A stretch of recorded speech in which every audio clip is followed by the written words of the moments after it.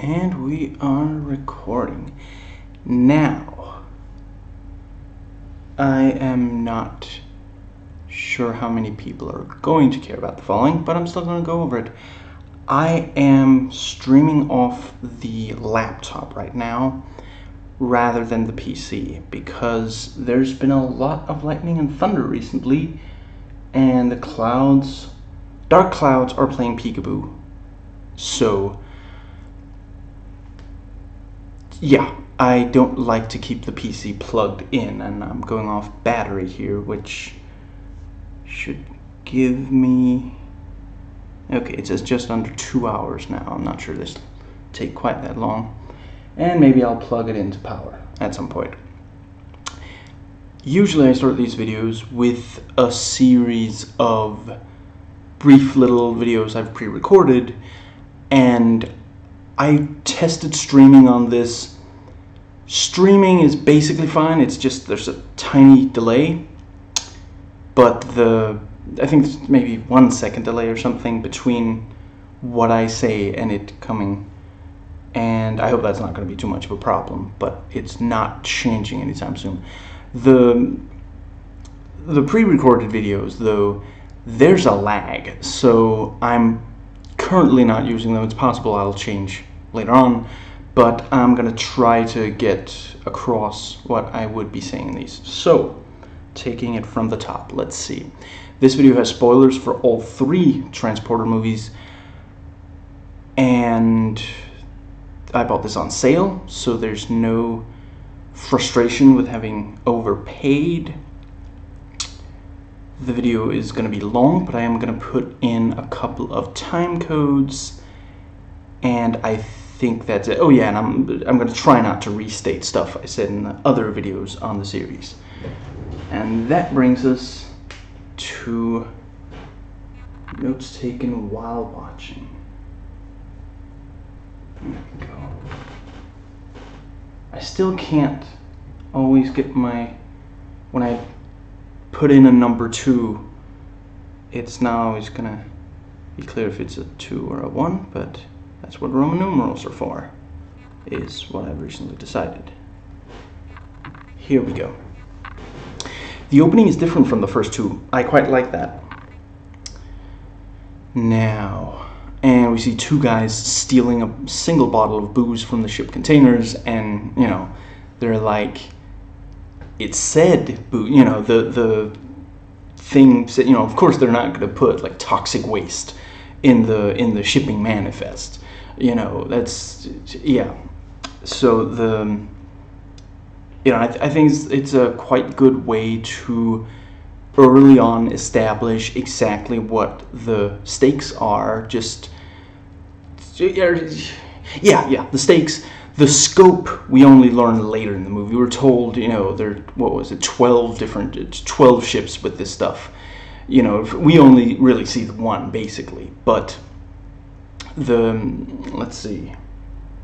Well, I guess we see something else. Anyway, yeah, we get that this is really toxic stuff, and it's going to be necessary to,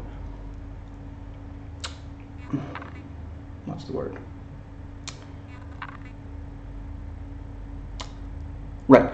It's you know, we as the viewer want this stuff far away from people, and that's not something the first 2 really did. I mean, let's see, the first one, there's maybe half an hour left of the first movie when we're even told, I realize I said this before, but still, to compare, when we're told that there's, you know, 300 people on a shipping container.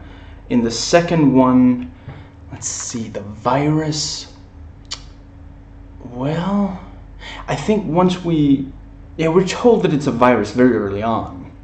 Yeah, we're told that at the very start, which is, you know, good decision, but we don't know a lot about what it really does until later. But I mean, if we're told really early on, you know, this is about the father of the son, and we have, you know, it's an unlucky coincidence for that kid that he happens to be his father's son. Yeah, I think, and that's, yeah, this is, I like this change, and this is also one of the best of the three. Although I suppose you could say they go for, some kind of poisonous substance 2 movies in a row.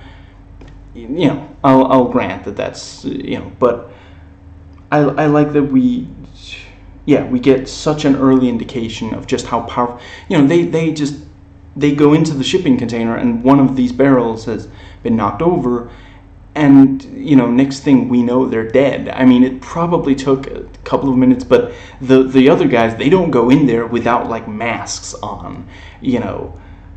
So yeah, I think it's a good decision. They probably figured that the second movie was a little too close to the first one. Now, let's see. Yeah, and their bodies get dumped overboard, so they can't be connected to them. And this is the first time in one of these that the thing we start on is actually plot related. And in the second one, it doesn't take long for us to get to plot related, but yeah, the first one really does.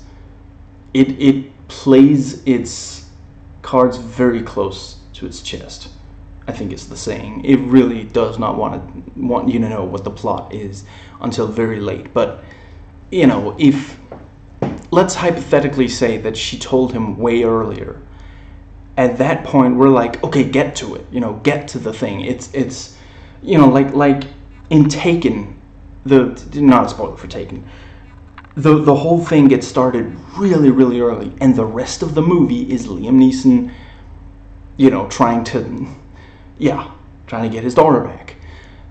That's really not a spoiler. That's such a, yeah. And in the first transporter, there's just this other stuff. For a lot of the movie, he's not really getting involved. He's kind of rolling with the punches. I mean, he does try that one time to find Wall Street, to get to Wall Street so he can figure out what's going on, but that's basically it. They blow up his house and try to kill him, and he walks away.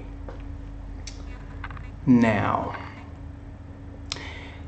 and we move to the fishing boat. I never in my life thought that I would see Jason Statham wearing that fishing hat thing, but then that's probably the point. The guy in the car really does not want to have to wake up his girlfriend.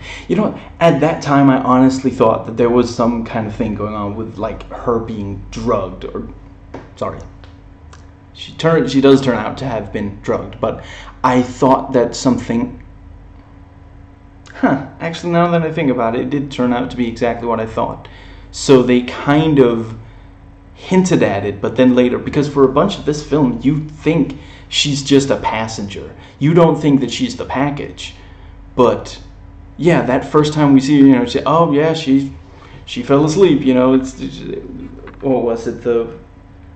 The sea was gentle, but the party was rough, if you know what I mean. I think is what he says to the guy. And the guy, oh, I've got my documents right here. Yeah, but the computer's in there. I mean, she's asleep. Her and documents in there. I quite like that guy. That was funny. And we get the first car chase, and the let's see. I appreciate that. Again, it's a little twist to the formula. Overall, it's following the formula that the first two movies follow, and really the second movie is following the first movie's formula. I don't think they really thought that the first one. It's kind of like with El Mariachi and Desperado. They did not expect that first movie to do so well, and then they're like, oh, okay, we got to do a sequel. How do we do a sequel? And like just anyway. That right, the thing with the car chase, right? A twist to the formula, because in the first two movies, that car chase with the precision driving, that's Frank Martin doing it, and we do also find out he is another transporter. I honestly thought that it would maybe turn out to be like he's basically a protege of Frank, and Frank was mentoring him, but ultimately he's just another transporter. But yeah, I think it's cool that that scene, we get that scene because we want that scene, but it's no longer Frank doing it. I do also really appreciate that in the second movie, it happened a little later. The first movie literally opens with, we see him sitting there in the car garage. He drives, and they go into the car, and they have the discussion about too much weight in the car, and he gets, shoots one of them, seat belts, and he drives, and then we get the precision car, just a couple of minutes into the movie. In the second one, it's a little later. And yeah, in the second one, it's not until he has to drive away from the doctor's office. So, 20 minutes in maybe. So yeah, here, like in the first one, it's one of the first things we get, but it's no longer Frank Martin. And yeah, it is like, again, basically we see how incredibly good he is at driving. So yeah, he's a transporter. He's not the transporter, but we are getting a transporter scene in a transporter movie featuring another character, so of course he's a transporter. Now, I feel like that car chase was probably a lot like the precision driving car chase in the first two movies, but I can't be sure because the rabbit cutting made it very difficult to see what exactly was going on. So far, when I was noting this, I wasn't quite sure if I disliked that, but definitely is different from the first two. I think I'm just gonna go. Yeah, I think I'm gonna say how I feel about that. I made sure to note exactly how I felt about it by the end of the. So if that's something you really badly want to hear, skip to the next section and then a little bit, back. Now, I like, Tarcone is like, there's an Audi driving really fast, and Frank's like, don't look at me. It's very, very cute little, and he's like, I'll tell them that you have a perfect alibi, like I always do. But that's, at this point, it's like with Terminator 2.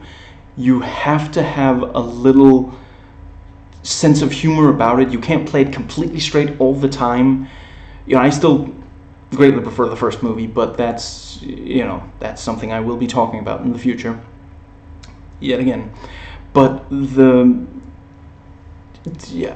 but I will admit, if the second Terminator movie had played the Terminator as straight as the first one does, it would at least not have worked the way it does as a movie as it is. And I think it was very important to James Cameron that it work as the movie that it is. He did not want to make a movie as dark and intense as the first one when he was making the second one.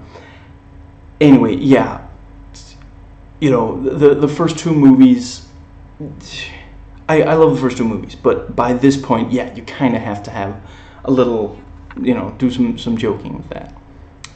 Poor Frank, he finally got a bite and then have to leave. And Robert Knepper is introduced, getting off a plane looking badass. Robert Knepper, whose name in Danish literally means Robert is screwing, has the last name Johnson. This is too perfect. What is your purpose of visit? And he's, business, what kind of business? Environmental protection. He technically didn't say that he would be helping the environmental protection, so it's wholly accurate. And the minister goes, I have trees to save. This guy sounds like a parody. This is what right-wingers think environmentalists sound like. I love Robert's smile when the guy looks in the documents and he's like watching him through the binoculars. That was maybe a little bit of a teabag thing, wasn't it? Certainly later in the movie he's like frustrated and he does the, I think this is what he does when he, that's very much a teabag thing. Now, I really love that, Frank is like, am I hearing screeching tires? And then the car goes through the wall. You didn't expect it to go quite that hard. You expected some kind of, maybe like he'd look out the window and see something, or maybe,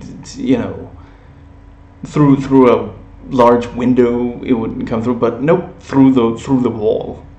And I do, yeah. I mean, this movie really, the first two did as well, but this one really absolutely embraces. It's essentially like it's a video game in movie form, or like a comic book or something, but just, you know, it goes right through the wall like it was nothing, like it was just, you know, paper or something. That's yeah. But the first two do definitely also really embrace that. I guess I just feel like this one goes a little bit further now. And we find out that Frank got Malcolm hired, and, you know, the first martial arts scene of the movie, and now it's a flashback scene. So that's, again, you know, a little different. In both 1 and 2, the first martial arts scene is fairly early on in the movie, but in neither of them is, you know, in a flashback. I mean, we know Frank is going to walk away. We know that those guys are not going to, like, hurt him really badly because he's right there. Now, I really love him protecting the jacket again, like in the second movie. And, you know, he, like, grabs it and he throws it onto and it just perfectly lands on the, what do you call it, where you hang, like, a jacket and such. And I really love him pounding that one guy's face into the piano keys repeatedly. And that's very, like, comedic kind of. There's stuff like that in the first two as well. And still not sure how I feel about the editing, but I do understand why some people hate it. Now, I really like that this movie tells us there is more than one transporter. It would be pretty ridiculous for Frank to be the only one. No two people need a transporter at the same time. I guess, you know, maybe the idea is, well, he's the very best one, so, you know, when people really want something transported, that's who they get. But at most you could say, well, it hinted at there being more, but now it's confirmed, and Frank even, you know, refers to his colleagues, which is very nice. There are a lot of action movies, you know, Alien vs. Predator, which is a terrible movie in most ways, but it's fun because Paul W.S. Anderson, he tries, he really does. Not always, but he tries, and it makes for very fun movies. As long as you watch them with that mentality, which is what I'm trying to embrace.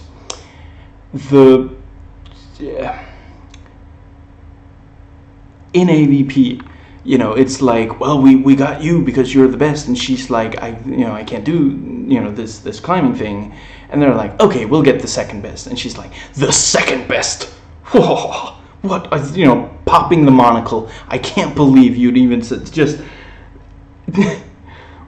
if he's the second best, wouldn't he still be really, really, really good though? It just, anyway, here it literally, you know, it's just, no, just use this other guy.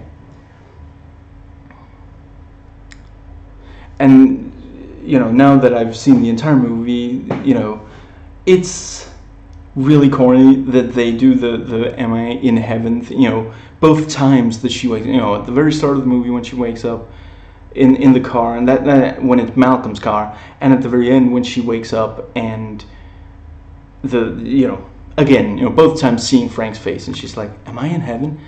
Does she think Frank looks like an angel? They're from the moons of Iago, I think.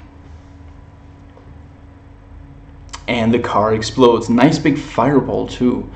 Malcolm didn't seem to think there was a problem with him leaving the car, and, you know, at this point I noted, you know, did he not know about the wristband? But then, you know, later on we, you know, basically, she was the one who convinced him. Whoa. I guess the slight focus problem, maybe the camera took a shot or something. Like a drink, not a bullet. I guess, I don't know, I just feel, you know, maybe that's why I'm going to call him Robert, because he's Robert. Robert Knepper, he's very upfront with telling Frank about the explosive wristband. Maybe that's why, maybe he didn't tell Malcolm, and he's like, okay, I try to learn from my mistakes. I'm going to tell this guy. And now Frank wakes up with the wristband on. Anyone else want to say something? Good. Find me a smarter one. I really like this villain. You know, for people who just, you know, he literally, you know, the other guy was like, boss, can I say something? And he literally raises the gun, points at him, shoots him, and he's like, you know, yeah. Now, I love Robert getting so close to Frank, like putting his hands on his shoulders and such. Frank hates it. And just, yeah, Robert, he's, yeah, just that type of guy. You know, it's not like, you know, a gay joke or something. It's just, yeah, I don't know what are the words to properly express. You know, Frank is someone who tries to hide from emotion, and Robert, Robert doesn't really try to avoid his emotions. I mean, him, you know, the thing with like getting another driver to get into Frank's car, you know, that was basically an emotional response. You know, that was him being angry at Frank and getting petty revenge, you know. So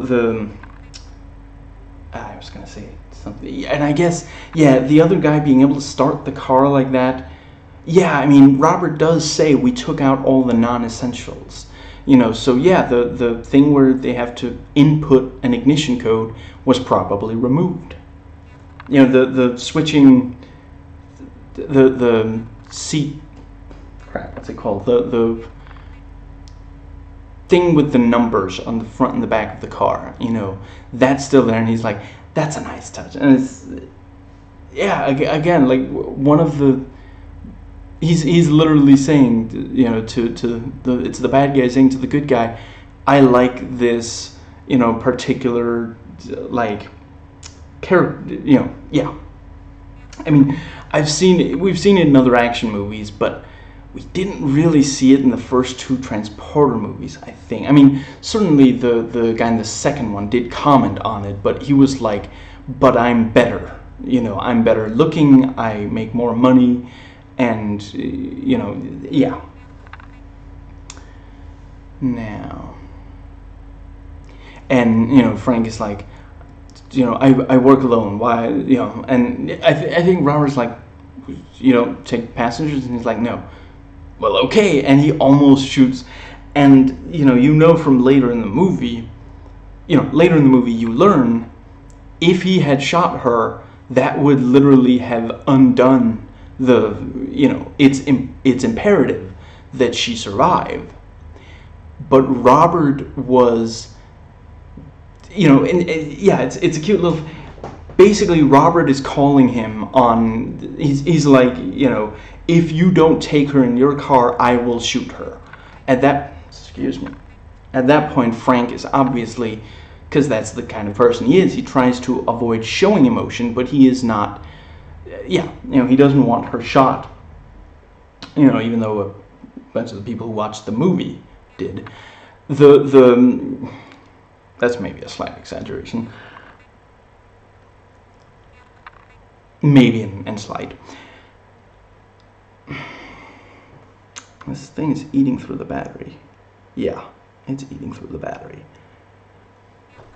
Change of plan. I will plug it in because right now the skies are looking fine. And yes, you will have to excuse me for maybe a minute or so.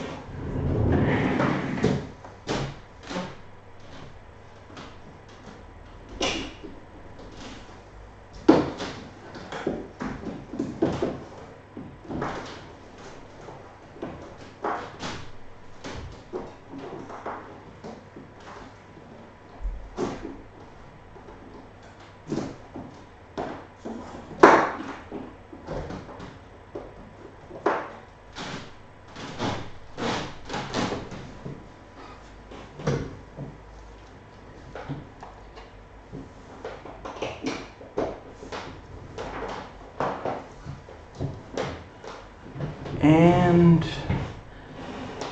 this is going to bounce the camera, and I apologize for that, but there's not really any helping it. There, in case you looked away, the camera bouncing should be done. And here we are. And is it wow, it is actually charging. Like half the time when I plug it in, it makes sure to tell me, but it says not charging. I cannot figure out why. This is a new laptop. Anyway, is it running smoother? It looks like it might be running smoother. Right. Yes. So, if he had shot her, the rest of the movie, you know, that undoes the movie, and you know, some people might say, you know, it's like a plot hole. But the way I see it, it is like if he hadn't threatened her, then Frank, you know, then he would have to spend forever talking Frank into it, and he's really not that kind of person. He's not the kind of person who, if something isn't working out, he basically just, you know, replaces that person, you know, and we the audience really fully believe it because we just saw him shoot another guy, and which is also why Frank believes it, because he saw that too.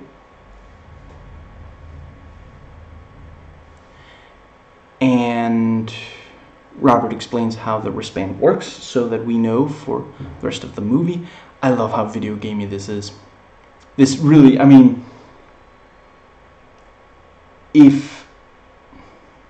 I'm not going to spoil the Just Cause games, but I'm just going to say, so I'm not going to say whether or not that is something that happens in one of them. Also noting I have not played the fourth one yet, so no spoilers. But I'm just going to say that that is something that would also fit within the world of Just Cause, you know. Now, but yeah, it's one of those things. It literally is, he's just standing there expositing, explaining, which you don't want too much of in a movie, but it just, yeah, there's no good reason for... Oh, that's the dryer, not a thunder clap. Why does thunder clap? What is it so excited about? But yeah, I think it was the right way to handle the wristband.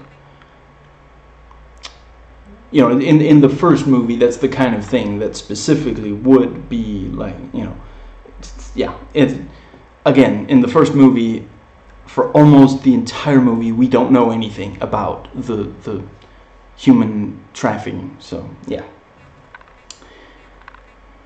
And for now, she doesn't say anything. He suggested you buy as much time as you can. Ah, I see they're expecting to need a time transplant. I know nothing. Okay, I kind of see why people find her annoying when she talks. What's in Budapest?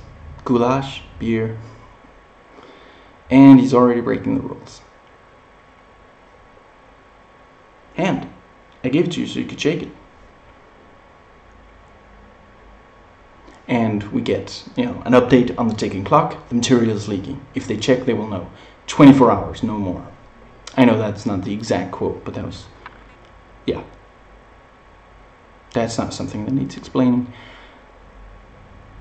And, you know, now we find out the guys who shot the police guy and stole the GPS are working for the minister against the shipping guys, which again, it's different from the first two, and I like it. In the first two, it really was just, it's Frank and, you know, Tarconi offering some, and then it's the bad guys. There's no, you know, yeah, third party. That really is what this is, because Frank doesn't, you know, he's not like, he hasn't been told about the minister. He just, you know, he never actually does he ever find out? I'm not sure he finds out if, you know, Tarconi knows before the end of the movie that the minister is a big deal in this, but does he? Or was that, never mind. When Frank encounters those two guys, he doesn't know that they're on the same side as him, and they don't know that he's neutral bordering on their side. They just see there's a guy transporting Valentina. We're supposed to get Valentina back. We know that, it literally couldn't be anyone else. It's not going to be like, oh, she decided to like hoof it to the no. She's obviously in Robert Knepper's custody, and so the guy is working for him, and they don't know that the only reason Frank is working for him is an explosive bracelet. And the only reason he's writing Valentina is because he thinks that if she got out, if he didn't, then she would be shot. And it's not like he can't stand if someone is shot inside his car, as we find out at the very start of the first movie. So now that is also that's something I don't think I said in the videos for the first two. That is really something I appreciate. Just right off the bat, he doesn't care, like, he doesn't necessarily care if they shoot him or if they kick him out of the, obviously the guys are like, if we kick him out, he's gonna spill, he's gonna be caught and he's gonna spill the beans, so it better to shoot him, sorry. Obviously, he does end up getting out of the car, but the point is whether he's alive or dead before he gets out of the car. But Frank doesn't, he's not even like, that's a little harsh, just, okay, great, now we have the correct weight, and, just seatbelts, and here we go, really, just immediately we know he is not like some goody two-shoes. He's sometimes the guy with the gun. Now, I quite like Frank and Valentina talking food. If you didn't already know that this was like made by French people, I think that's the part where if it wasn't by like not only French, maybe Italians would also, but just like Americans, they wouldn't keep the bit going for as long as it does. They would be like just briefly, but like she goes through, she describes the main course, I guess, and he's like, what, do you want anything before? And he's okay, what about dessert? What do you want to drink with it? Just, I don't know, maybe the script writer accidentally, like, he was like, discussing with his wife what they're going to eat that night, and without thinking just scribbles that on the page, and then he looks at it, oh, okay, that works. Now, well, of course he goes off course. Send someone to get him back on. Don't kill him. I feel like Robert probably has to say that after every single order where he doesn't want the guy killed, even ordering like a pizza or something. It's complicated. Then uncomplicate it. Want to see the invasion plans for Iran? It's funny because it's true, and 10 years on, I really hope that by the time by the time I've finished recording this video, they haven't actually entered Iran. And, the guys walk into the shop where Frank is with his friend. The black guy looks badass. And another martial arts scene. I like Valentina watching him from the car. Excuse me. And just, awesome fight scene. They get pipes, they surround him. And he gets this, like, long pipe. And, swing around. And, And let's see. And he crushes two guys under a car, and then the really big guy comes in. And what was it that he said? Are you the smarter guy? No, I'm the bigger guy, or something like. Are you the smart guy? No, I'm the big guy. Something like that. And like he threw him right through a brick wall, and we see the two. We see the big guy who's gonna throw the small guy, through a wall, and then it cuts to him being thrown through the wall, very similar to The Punisher when the the Russian throws him through the wall, and then X-Men 2 did it first. X-Men 2 did it with, Colossus. He's like, turning his entire body into metal and like looking at the bullets bouncing off, and once he's done, he looks directly at him and then cut and goes through the wall. They did it on Burn Notice in one episode as well. I don't know if this and the Burn Notice bit are intentional callbacks, but I'm pretty sure the Punisher one is to X-Men 2. And I feel like there's at least one other movie around that time, 2003, 2004, but I forget. And other than the frenetic editing, the fight, the fights do feel a lot like the ones in the first two. I love the last part of the fight against the big guy with him trapped by the planks. First he just gets knocked through 2 planks and he's standing there. And then, at the end, when Frank completely takes him out, he falls backwards through more planks. And, Frank grabs like a single rose to throw down there, and you've got bells tolling in the background. Again, that's the most comedic that these movies have gone, when like the big guy that Frank had to work really hard to take out goes down. There's at least one guy like that in movies 1 and 2, and certainly 1 and 2 has very comedic. He's the guy who gets like he gets crushed between a boat and like supplies or something, But yeah, just straight up, yeah. I think the movie goes funnier, but without reaching self-parody. It's not Terminator 3. No. It's not quite Terminator 2. And when Frank puts his shirt back on after the fight, I think that's the first time a song in this one has really stood out to me. The first 2 movies are full of those songs, and later in the movie there are more of them, but yeah. So now Frank knows where the tracker is, but they weren't able to remove it, so not much was accomplished other than a cool fight. Although you could say if you removed the scene, people would be left like, why doesn't he try to remove the tracker? Now we know why he can't remove the tracker. And Frank has to leave the car to answer the phone, power play by Robert, and then Frank has to chase the car so that he doesn't blow up. Again, the song stands out. I really enjoyed the whole chase. Frank, going for the car, and he's like on this stolen bicycle, and some of the time he gets on it and is sliding across rather than pedaling it, and yeah. I don't know, there's just something funny about when in a movie the guy is like, that guy stole my bike, and the good, just, yeah. Now, I really enjoyed Tarcone's review of Dostoevsky. That really is French thinking and Russian thinking clashing completely. That really, yeah. And he's not, I've read some Dostoevsky, not to toot my own horn.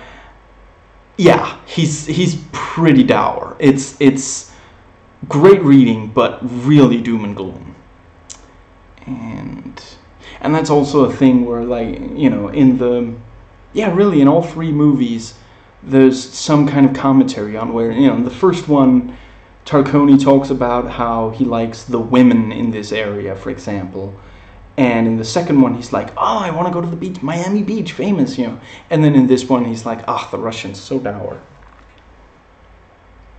And, Tarcone traces the call for Frank. This girl is all about the food.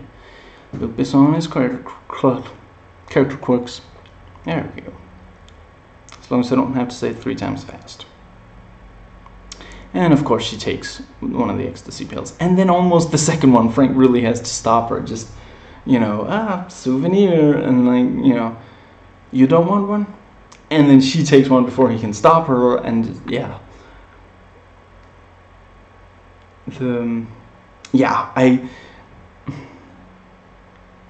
I don't agree, but I understand why a lot of people hated her. And it is this sort of thing where, like, for comedic effect, you have the really, like, by the book kind of unemotional military guy, or often a guy, although sometimes a woman, because that was the idea of empowering back then. And then this, more like less serious kind of person. And yeah, I mean, she is basically a party girl. She's young and she likes to party. And even if she wasn't in a transported movie, there are a lot of people, especially guys, who hate that kind of person. Now, I'm not saying like a majority of guys, hashtag not all men, but the in a bunch of the reviews for this, people were like, ugh, I really hate that girl. So I don't know, it's possible that some of them were women, but if I had to guess, I would say they were straight guys who were annoyed that she was something other than just like a sex toy. Now, and she's changing the radio station, getting the song. I can see why people really hate Valentina. Personally, I find her charming. And honestly, even if I hadn't, I just... Yeah, just... If you're gonna hate someone who, like, deserves it. She's just, like, if she was... Well, I mean, I guess, yeah, she does a couple of things that seem to, like, that endanger them and seem to really... I don't know. Yeah, I'll get back to this if I think of another good. And she grabs vodka. I really love the car chase between Frank and the two guys. And Frank calls like Robert, and he's like, "Why did you send two guys after me?" And he's like, "Those aren't me." Is it possible that you have enemies outside? And what do you suppose I do in the meantime? Drive faster. And he drives on two wheels to get between the trucks. The sex scene, I will say, is kind of unnecessary, and just, yeah, there's really no reason for it other than, some of the audience want that. Good editing on her being drugged. I do think that it would have a stronger effect if that was the only time the whole film that we get kind of frenetic editing, but then... Yeah, I mean, I guess basically that's the movie's language for that kind of thing. If the movie wants to convey to the audience, this is a really intense scene, I get it. It is, I mean, if you're in a very intense situation, sometimes it can kind of seem like, not camera angles changing, but as if things are moving extremely fast, and as if it's almost overpowering, which is what the editing kind of, yeah. Now, and we're told how Valentina got into the situation where she woke up and saw Frank, and then the minister's like, I have no time. I see he got the time transplant off screen. This is the first film in the trilogy where Frank is actually doing a transporter contract for a lot of the film. By the time I noted this, it had been the majority of the film. It's not the entire film. There, near the end, she's on the train instead.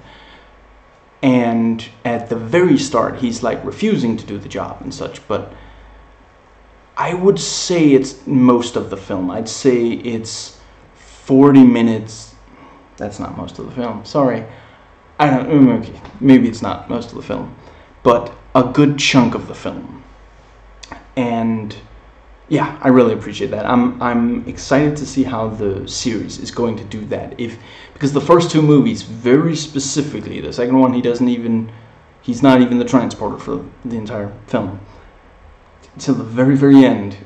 But at the start, in the first movie, he does a transporting at the very start of the movie.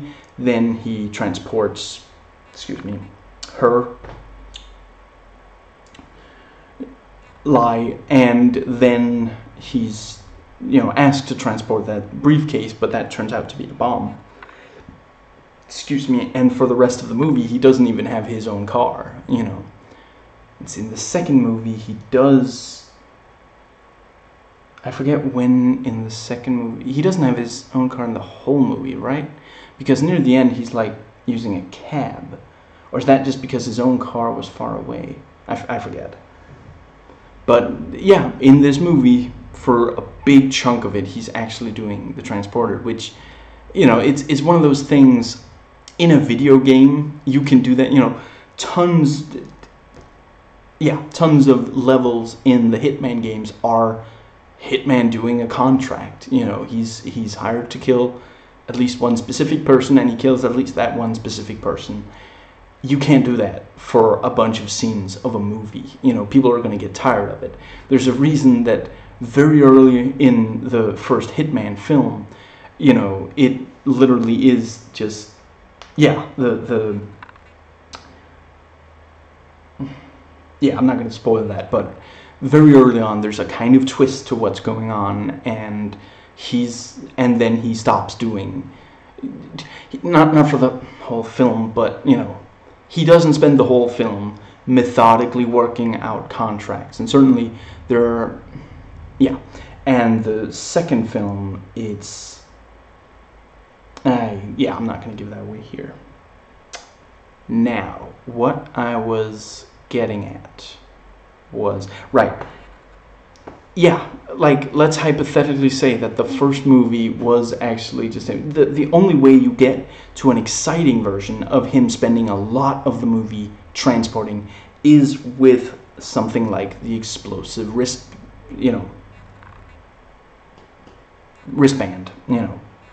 You have to have some kind.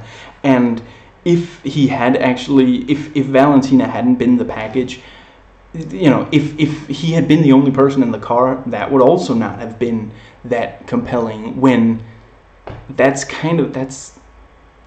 a lot of the time he is transporting something in the car and he's the only person in the car. You have to, in order to make it interesting, when you watch the first movie,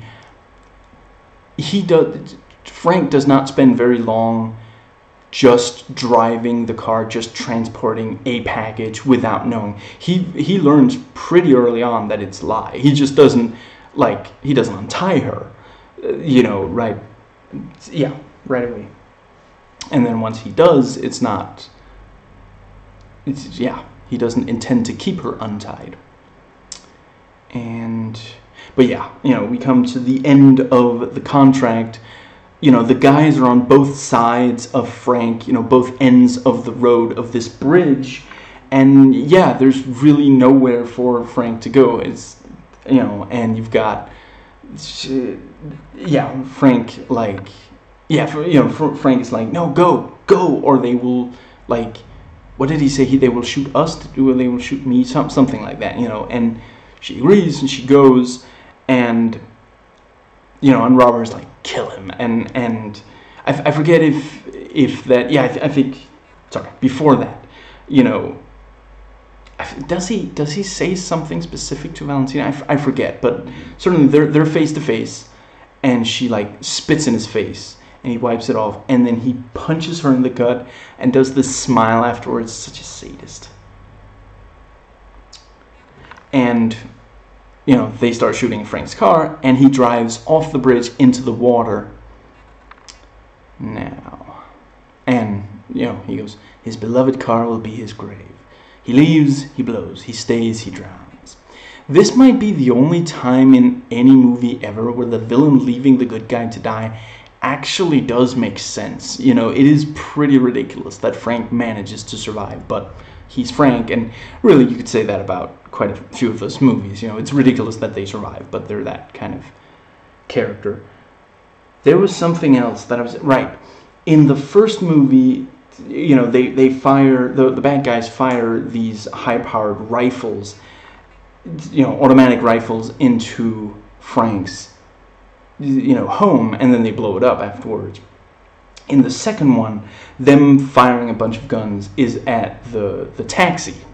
And let's see, in this, I guess it probably was this scene, yeah, with him then driving in. And that's again different because in the first two, he remains still when that happened. You know, he gets out of, let's see, yeah, he gets out of the cab while they're, you know, while they're shooting or right after, something like that. But in this, he moves the car as they're shooting at it. So yeah, just enough of a change.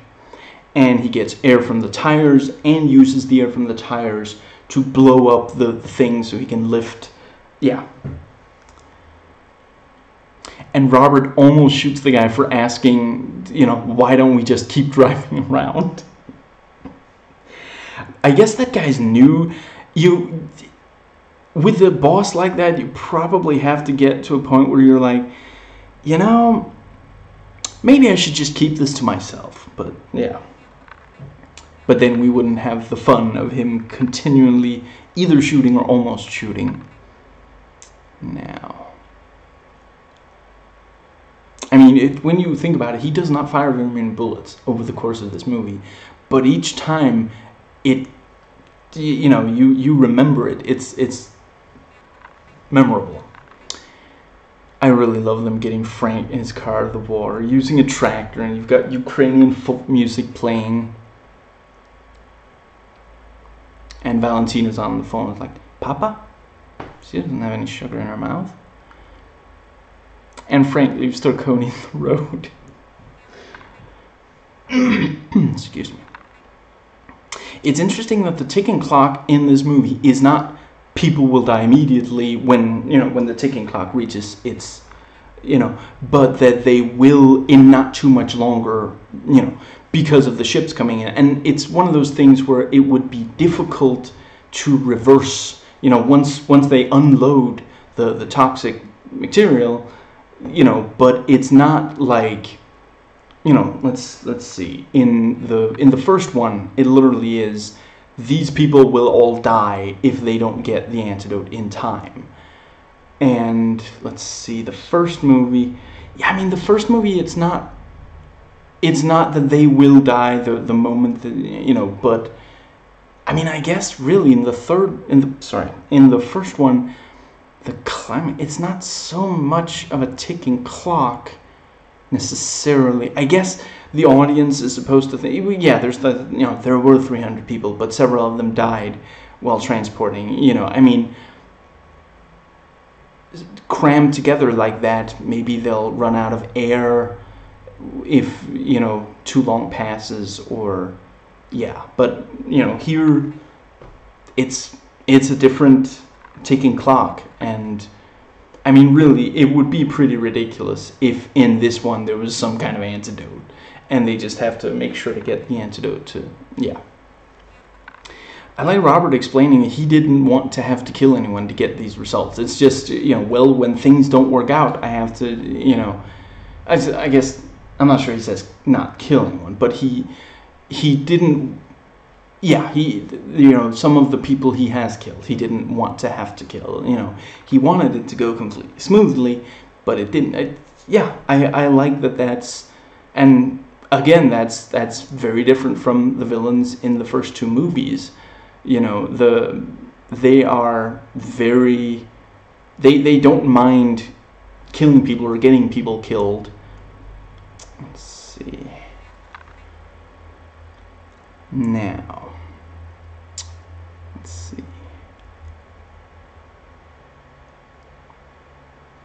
What is Valentina doing? Talking to MCC because there is a dead person in front of her. And he actually made the jump, jumping from the bridge, I guess, to the top of the train car. Wow. I really love the action scenes inside the train. And Frank keeps switching seats to avoid being shot. And, he kicks the one, was it like a helmet or something, right into the face of one of them. And then, he gets close enough and he grabs the rifle and he shoots several of them to death. that he does not do that very much in these movies. Like, sometimes he gets people killed, but he does not very often just straight up shoot people to death. But, you know, it's cool. Now that was the driver. And Robert disconnects the two train cars. That's wow. I love Robert saying, "Oh my God," to the umbrella. Yeah, I mean, does she think she's in like a Penguin Batman kind of situation? I don't know. And he manages to land the car inside the train car. I really like I'm gonna go into it here. In the trailer, it looks as though he just jumps from one train car to another, but they used the footage of him landing from the first jump onto the train. I'm really glad that that the trailer did not give away him crashing it. That's really, really cool. I like the fight between Robert and Frank. I suppose you could say that we hadn't really seen Robert fight before this point, so, you know, is there really, you know, is there a build up to it? Do we know if he's a good fighter or not? That kind of thing. But then he did just say that he didn't really want too much conflict. He wanted it to go smoothly. People keep messing up his plan. So him fighting here is, you know, basically him, being pushed past his limits. This is not something he usually does, and yeah, I appreciate that. In both of the first two movies, you know, in the first movie, he does not fight Rick Young, but he does fight, I think his name is Wall Street in the movie. I forget the actor's name, but I really like him in the movie. I've already said that. And in the second one, he fights Lola, and I always forget, but the main bad guy in the second movie. And in both of those, you know, with all three of them, we had seen the bad guy fight before the last time that character fights Frank. You know, actually, I guess, had we seen much fighting by Lola? Didn't she mostly rely on her guns? I guess that's another one of those, but we had seen, like, you know, she is a physical person. You know, we'd seen her like dance and such, so, you know, it stands to reason that she's also able to fight. Then, yeah, I guess both Lola and with Robert, we get the fighting. But also with Robert, he really hasn't done much violence in the movie up to this point. You know, he's one of those villains who he mostly gives orders to. Yeah. Frank puts the wristband on Robert, uses the like seatbelt to tie him to the car so they'll go, you know, together. Very cool, you know, so that he can't move while Frank's doing this. Very cool explosion of Robert. Easily the best villain death in all three films. And I still do think, you know, Wall Street in the first movie is pretty cool. You know, Rick Young in the first movie, it's okay. It's because they wanted the fake out of, oh no, Frank was shot, oh, it was Rick Young was shot, oh, Lai wasn't shot, she shot the other guy, you know. And Lola has a really, it's not that it's a boring death, it's that the fight is just so too short considering how long a lot of these action scenes in this franchise get. But yeah.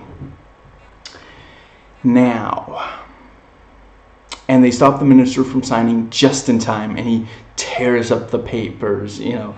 That just, I wish we saw more of that in like real life, like some a-hole Republican is trying to push through a law, and it's like, you know, okay, all you need to do is sign it, and like, you know, progressive just, and, you know, no, here's my, you know, these are the terms, and these are the terms that the American people voted for. This is the reason I'm in office. If you do not sign this, I will point out to everyone that you are working against what they voted for, and you will hopefully be voted out. Anyway, and, you know, we see the police raid the boat, very similar to the ending of the second movie, of also, you know, the police getting the bad guy with the bad guy. who's got all the stuff in his blood. Really, the movie doesn't have so much have a plot as a ticking clock. You know, we're told you've got the material that has the. Does Robert ever really say to Frank that he has a time limit? I mean, maybe he did at the very start when he said, you have to transport this. Yeah, he might have, but he doesn't keep reiterating it, though. That could also have been, like, a thing of, like, you know, maybe in addition to blowing up if he goes too far away from the car, it could also blow up if he doesn't get the car to the drop point within the allotted time. I think maybe, I don't know, it's possible that I just missed those lines. It's hard to both keep up with the movie and voice type and check that the voice typing isn't putting in complete nonsense. And she's on the fishing boat with them, and I like that it was a surprise reveal. You know, at first it's just the two of them together there. I totally understand people who hate the ending and feel like him getting together with Valentina is a bad decision for the character's growth. When I typed this, I was like, I'm not sure how I feel about it. I mean, I don't know. I wasn't quite able to tell if this was always supposed to be the last, or at least the last Statham. You know, the refueled. I mean, he's still called Frank Martin, but then he's Frank Martin Jr. and the other guy's Frank Martin Sr. I forget. Is it supposed to be Frank Martin's son? I mean, he's not old enough to. Do we know when the refuel takes place? Anyway, if this was always supposed to be the last Statham, then it makes sense to have the ending where, like, you know, I mean, even the first one, you could argue that maybe he would stay with Lai, but the last time we see, they're not like holding, and then in the second one, I don't think she's mentioned at all in the second one. It makes perfect sense that he doesn't leave the second one with a romantic interest on his arm. But the first one, I mean, at the end of the day, she cared about him. She did care about him because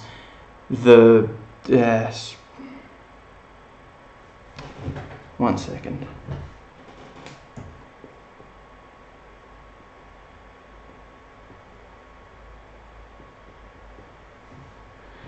She did care about him. She definitely did care about him, but I mean, would they really? I'm not sure. I think that they would stay together, and I mean, isn't it maybe one of those things? What is that thing that they say?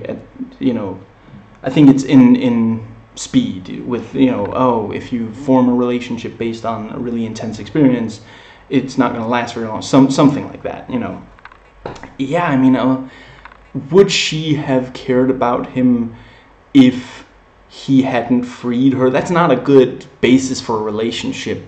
I was tied up and kept in a bag, and he took me out of that bag, Although I'm not entirely sure that the writers wouldn't, But yeah, that trope, I'm glad that it didn't turn out that he stayed with her. And I mean, with Valentina,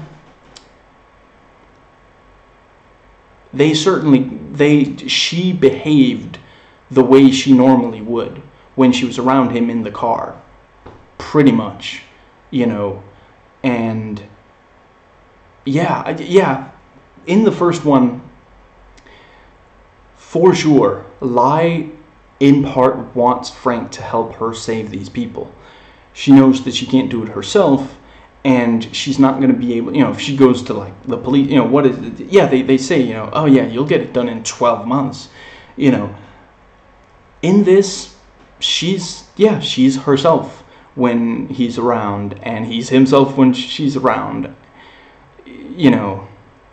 Yeah, I don't know if the end of the movie means that he's retired, because at the start of the movie he was also on the boat, he said he was unavailable. He didn't say he was retired, but yeah, I think it might be, and certainly, I don't know, is she the kind of person who would be really stressed out knowing that his job is that dangerous?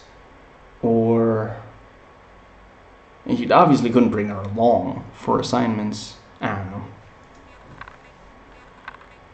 And she bonds with Tarconi over wine selection, of course. I do really appreciate that. That is how those two characters would behave when in the same place for even a short space of time. They would bond over wine. Plain and simple. Not just food, but wine. And they do also talk food, and she's the one who brings up food. And I do also think, she's like, we could waste hours doing this and possibly getting nowhere, or we could go and have food that tastes good. We don't have to gut a fish. What is that? Basically, fishing is not so much, it's basically an excuse to get away from other people for hours and just be sitting there and just not have to, it's not something like if you're hunting like a deer, that's an activity. But fishing, you just want to be able to sit still for a really long time. I'm not saying all fishing, but I think a lot of regular people who go fishing, that's basically it. And yeah, why would they bother doing that? Yeah, just go have a nice dinner. Clearly it's what all three of them want. So now, the movie's 95.5 minutes without credits and 99.5 with. IMDb says it's 104. I don't know. I guess it's possible that there are different cuts, although I don't think alternate versions said anything about that. But it's already almost fully recharged the battery. One day I will learn to control your magic. But it is not this day. I appreciate the edge several of these films in the series have. In the first film, Frank is partially at fault for the two cops. See, that's what happens when I don't. The two cars that die in his car. The two cops that die in his car when it blows up. And in this, he unknowingly killed some of the good guys, the ones that worked for the minister, with a nice big fireball explosion. I'm not saying he had much of a choice in either of these cases, but a lot of action movies won't let the good guy do any wrong at all, and Frank is an anti-hero. Now, let's see. Let's see. I'm getting ready to apply the cream that helps with the wrists, but I'm gonna apply in just a few minutes. I'm almost done with the notes taken while watching. Having now watched the entire movie, I like the frenetic editing fine in this. I like it in the Taken movies as well, but it does make it seem as though they could do the fights well, or maybe didn't have good choreography, stuff like that. The first two movies knew to show off how good the choreography was, how competent the fighters are. Jason Statham can actually fight. It's really good when he's not the best actor, but he's charming enough. He's not one of these. It's a real difficult. Bruce Lee and Brandon Lee are two of the only cases where you have someone who's really good at, it's not always martial arts. It can also be like bodybuilding or, I almost just said that wrestling isn't a martial art. Some wrestling is. Maybe it's someone who just looks really good and,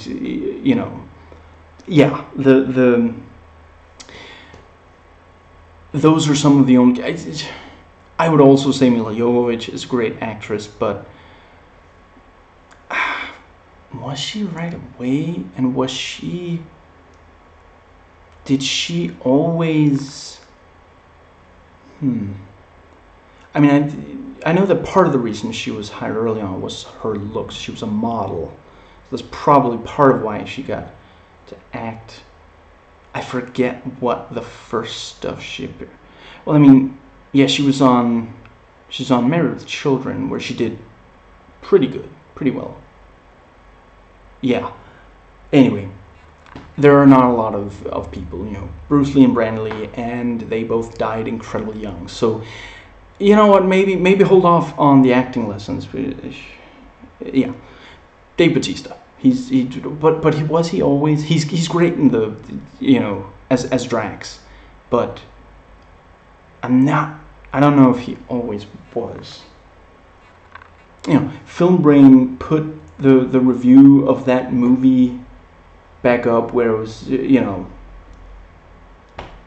it's that guy that they also call Van Damme because he looks somewhat like Jean-Claude Van Damme, but it's that guy, and then it's Dave Bautista, and they're in this movie, and it's actually and Stormy Daniels is in, and Film Brain recently re-uploaded that, and it was like re-edited, avoid the bots and such, but that was very different, because when the first time I watched him, it's, this is Dave Bautista, who's also a wrestler, and I was like, don't care, but now I do.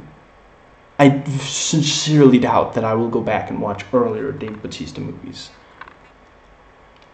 I'm not entirely sure that I'm going to watch stuff. I'm not going to avoid stuff that he's in, but I'm not going to seek it out. That's new, that isn't MCU.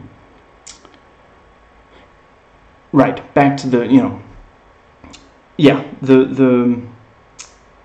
the frenetic editing doesn't as much show off how competent the fighters are and how good the choreography is.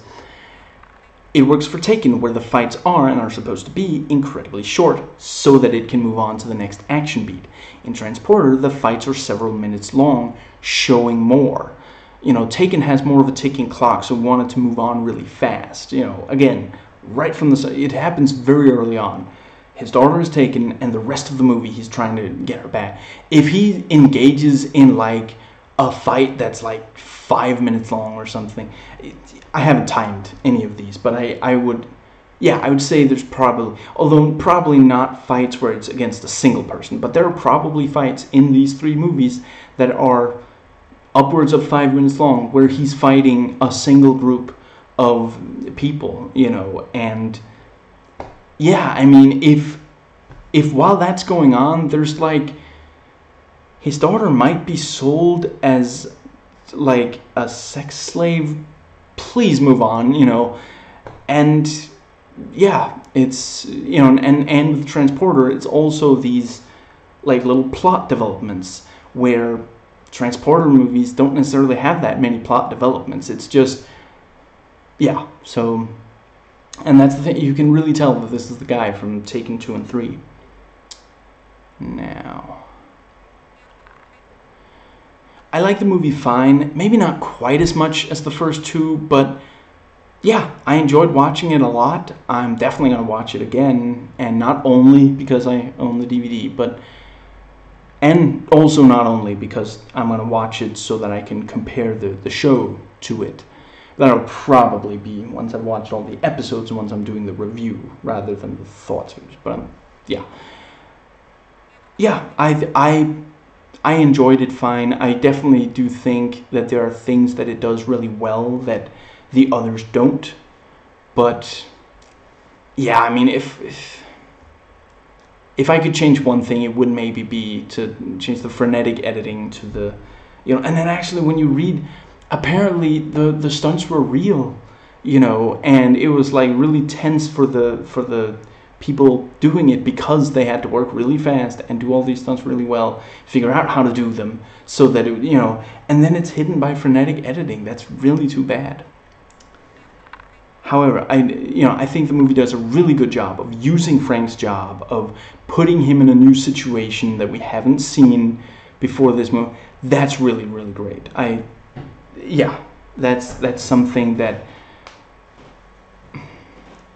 I still maintain, in some ways, the second movie did not have to be a transporter movie. And that's maybe the El Mariachi Desperado thing. They didn't know how to make another. But with this one, they sat down, they were like, how do we make it a transporter movie? How do we make this really be...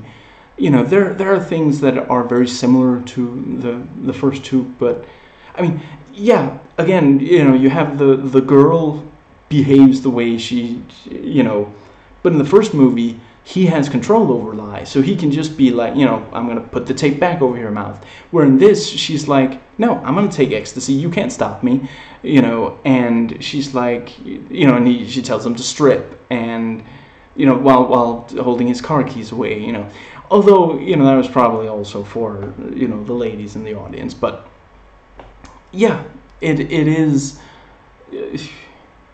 there are enough differences where, yeah.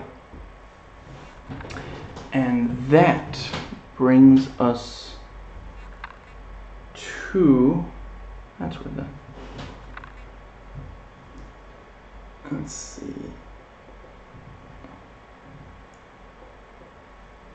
Notes taken before watching. And I am... Right before I did this, I copy-pasted in the IMDb quotes, trivia, and goofs. And I have not read all of these.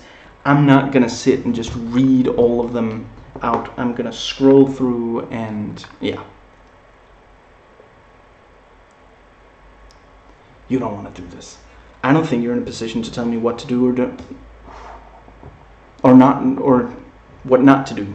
You have 10 seconds to change your mind. I'll give you 5 seconds to remove your hand.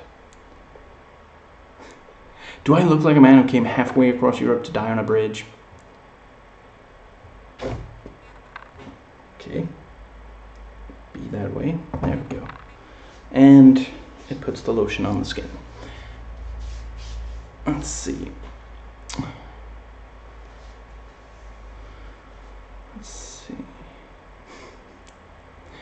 It's a good thing we French have such a highly developed sense of humor.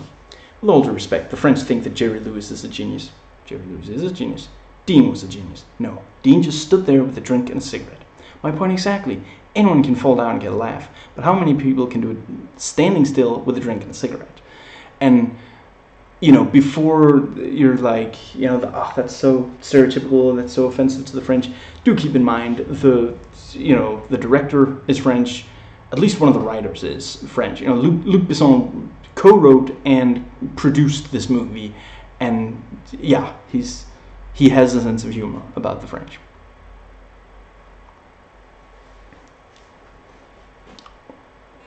Excuse me. You've disappointed me. You won't be the first, and you won't be the last. I told you I wanted to do this in person. That won't be necessary.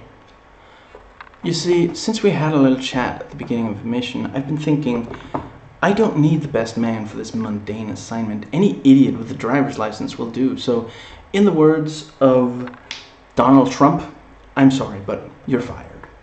See, that really underlines how much of a bad guy he is. Bad guy. And no, I intentionally chose not to quote, the part of the quote where he says, great and American about Donald Trump. Donald Trump is not great. The only thing about him that isn't, his opinion of himself is, he has a very high opinion of himself, but he's not great at anything. And I'm not sure he qualifies as an American as of the whole Helsinki debacle. Although I do think that the image of him ending up going to Russia and just drinking vodka in a crappy apartment. Yeah, a man can dream. Well, I guess it's probably prison instead.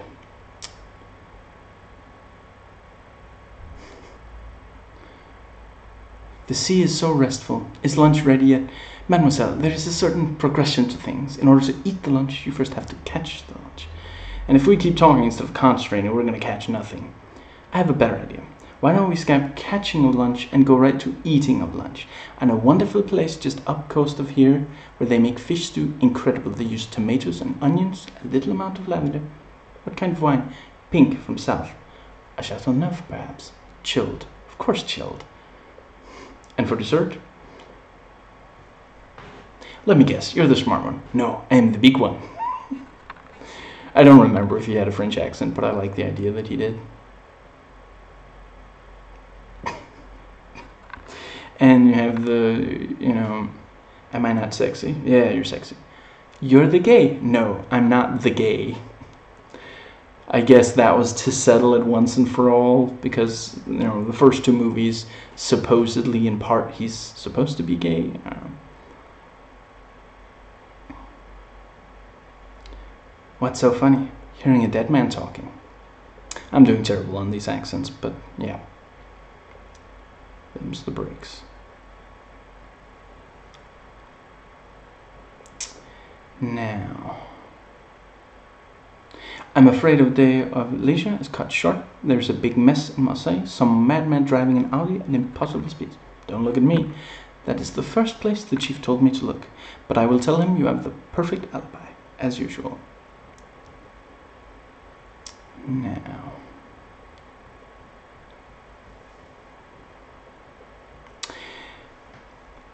I'm going to butcher this, but here goes. Natalia Rudakova, who was a hairdresser with no acting experience prior to this film, was discovered by producer Luc Besson as he was walking down the street in New York. Besson caught up to her and asked her to take some acting lessons and then come in for an audition.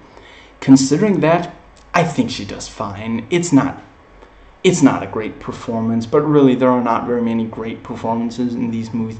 There are fun performances, but these are not about really amazing acting, Now,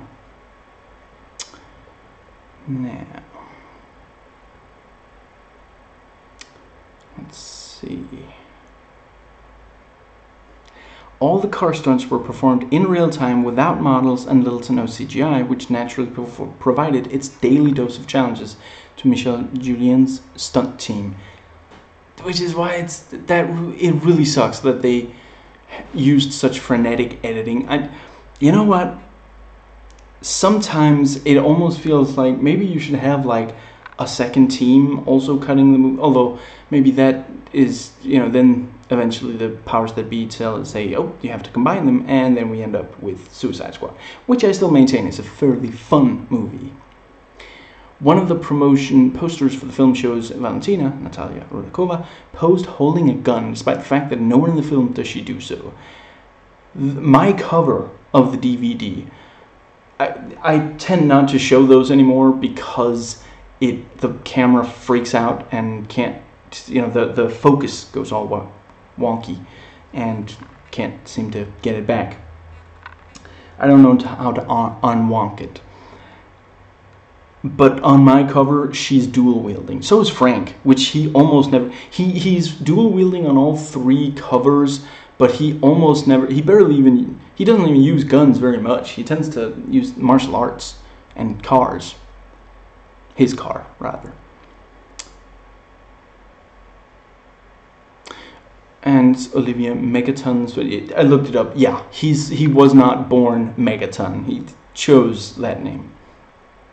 First feature film in 60 years. In between this and La Sirène Rouge, he directed numerous ads, music videos, documentaries, and short films, as well as being the second unit director on the 2007 Hitman movie. And Valentina has a Chinese character tattooed on the back of her neck. It's the character for peace. Excuse me. Olivia Megaton views the Transporter series as being somewhere in between James Bond and Die Hard series, with a slight edge to Die Hard. And Robert Knepper was inspired by Ernest Hemingway to create his character's look and even create a whole backstory for himself. Thus, he imagined Johnson to have grown up in a typical small American town, to have graduated from a prestigious university such as Yale or Harvard, to be highly cultured and sophisticated, and to truly believe that he was doing the right thing for the country and the world.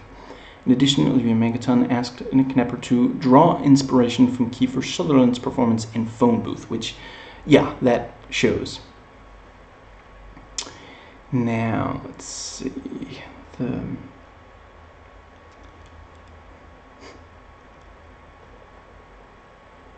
And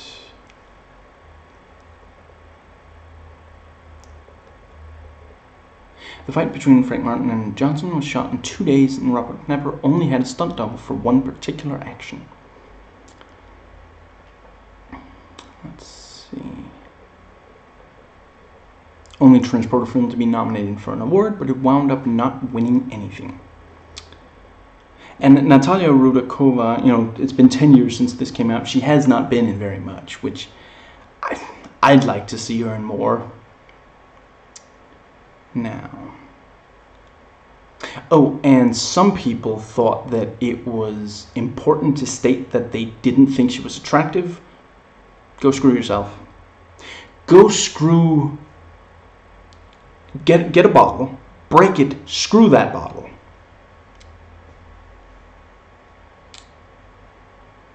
Let's see.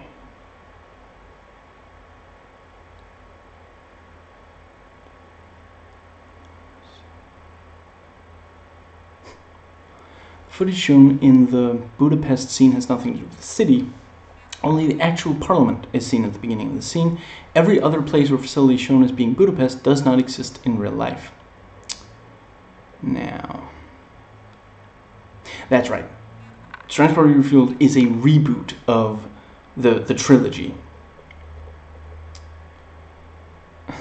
Right. Her character is named Valentina, and the actress's birthday is February the 14th, St. Valentine's Day. Now,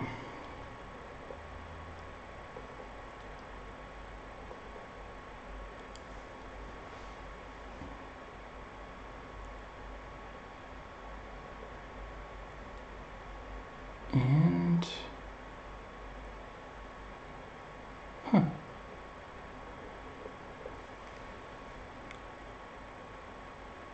the explosive bracelet was inspired by Wedlock from 1991, in which the two main characters in that film, played by Rutger Hauer and Mimi Rogers, wear explosive collars around their necks, which are rigged to explode if they separate from each other more than 100 yards. So I'm guessing that's kind of like some satire over, like, marriage and stuff, And again, maybe that's a good movie. Maybe it's a way better movie than this. I didn't bother to look it up. I really do not care.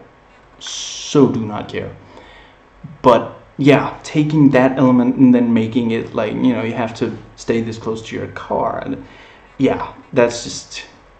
Has Luc Besson worked on video games or comic books? Because I feel like he would do a good job on... I don't know if he has experience with video games, but I feel like he could come up with some cool concepts at least.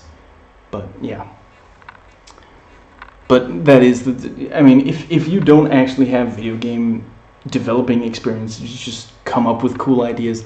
That's that thing that we young guys think, I know I can't code, but I can come up with cool ideas. I bet that would be useful. It probably super isn't. The ideas are probably, you come up with ideas based on how you think you can implement that idea into the video game. You don't get to just sit and not be able to actually work on the video game other than coming up with ideas. Now,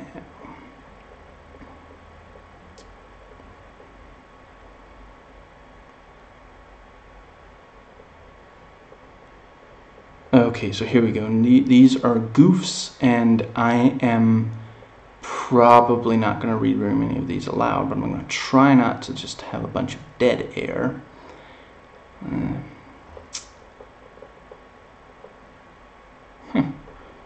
That was someone putting in a character error, what was actually continuity error.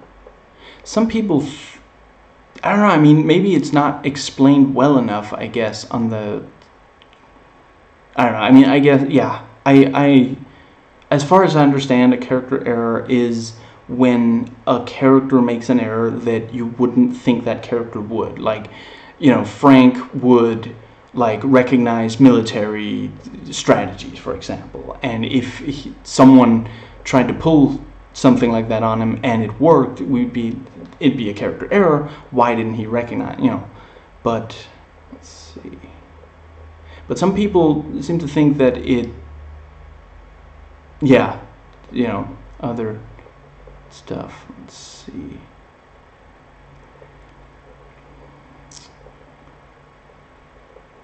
Okay, these are sometimes interesting. Incorrectly regarded as goofs.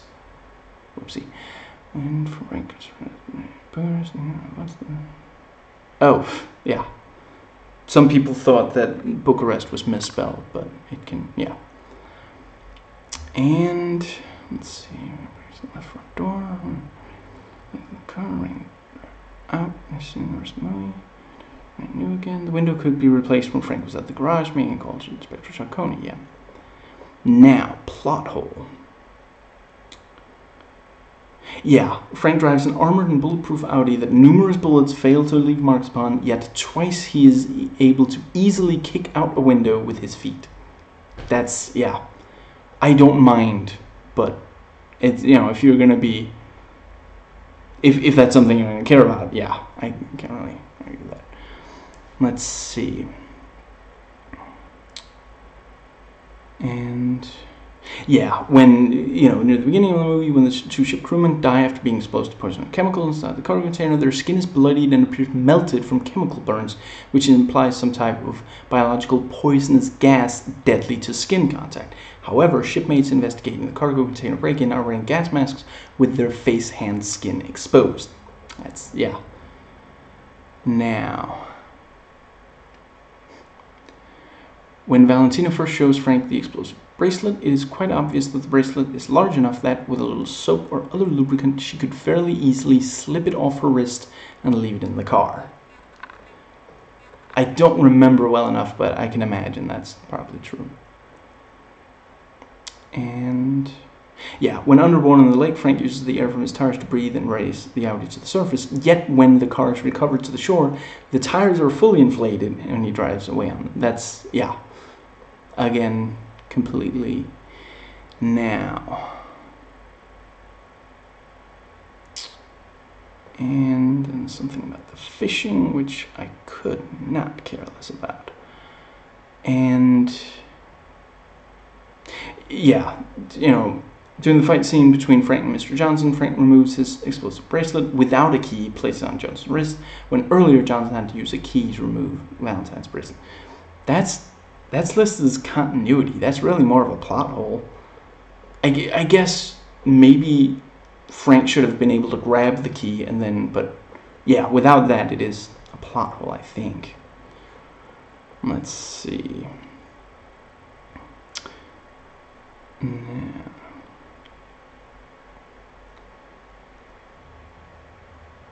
Yeah. Factual errors. The entire premise of the movie is that shouldn't this be plot hole? The entire premise of the movie is that a government minister's daughter is kidnapped to force him to sign a contract. As soon as the contract is signed, the daughter will be returned. There is no logical reason for the minister not to go ahead and sign the contract, recording the meeting. Then, as soon as his daughter is returned, he publicly announces what happened, arrests everyone he can get his hands on, and declares the contract void. Governments can declare any contract they enter void for much less valid reasons. That's true. Maybe it really should have been like he has to press a button, and when he presses that button, the ships dock or something. Immediately, so you can't stop it in time, something like that. But yeah. Let's see. When Frank sits on top of the train with his car and the bad guys disconnect two parts of the train would automatically come to a halt as a pressure braking line would be severed. The security feature added since days of the steam train. Okay, someone really badly wanted to make clear that this is so definitely a goof. Yeah, that's true. I prefer the way it is in the movie. Now, yeah, and someone pointed out incorrectly, that it would, it might be possible. If you deflate all 4 tires, it might provide enough expanded air for the body bags to make the car float. Now,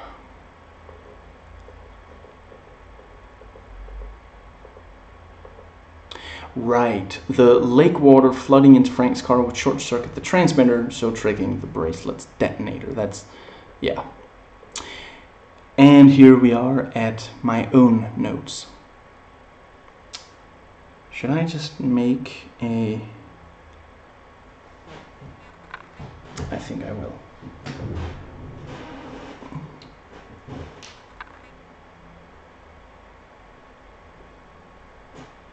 Yes, so notes that I myself took before watching.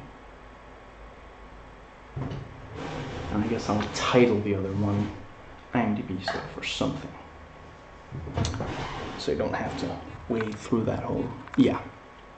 Now, I've mentioned in these videos that, the most out there vehicle stuff in these movies is a lot like the Just Cause video games.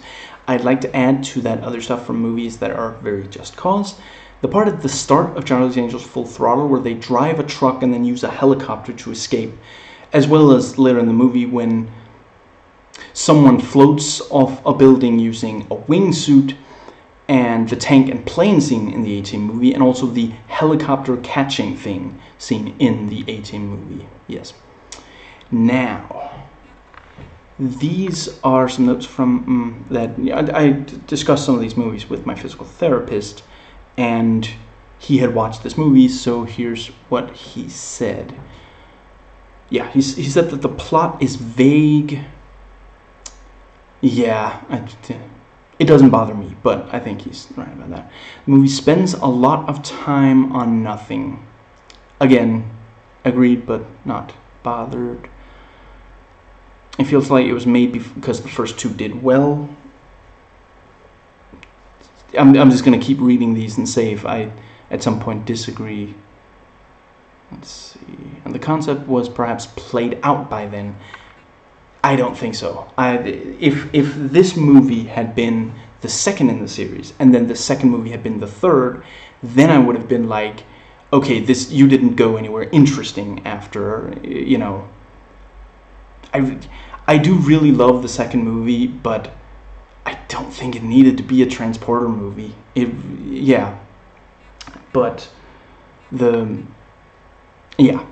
And he also said Frank becomes too perfect and superhuman, similar to how Legolas becomes increasingly perfect and superhuman as the Lord of the Rings movies go on. And he also said it's not a movie he needs to watch ever again, and he only watched it once. Is Frank too perfect?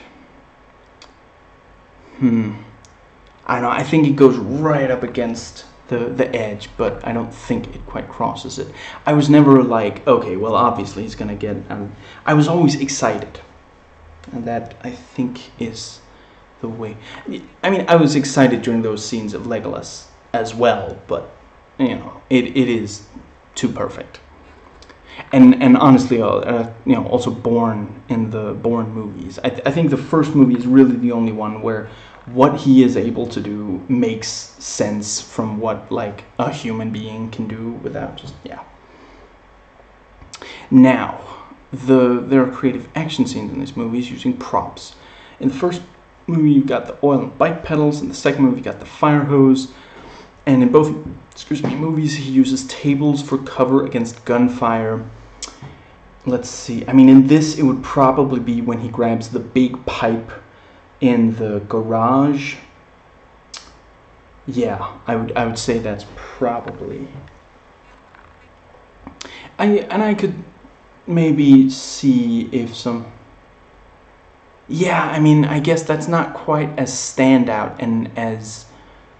Like, I mean, once there's oil everywhere in that scene in the first movie, and once Frank grabs the fire hose in the second movie, the scene is defined by there being oil on the floor and Frank wielding the fire hose. And... in this, it doesn't quite have that. I think it could have.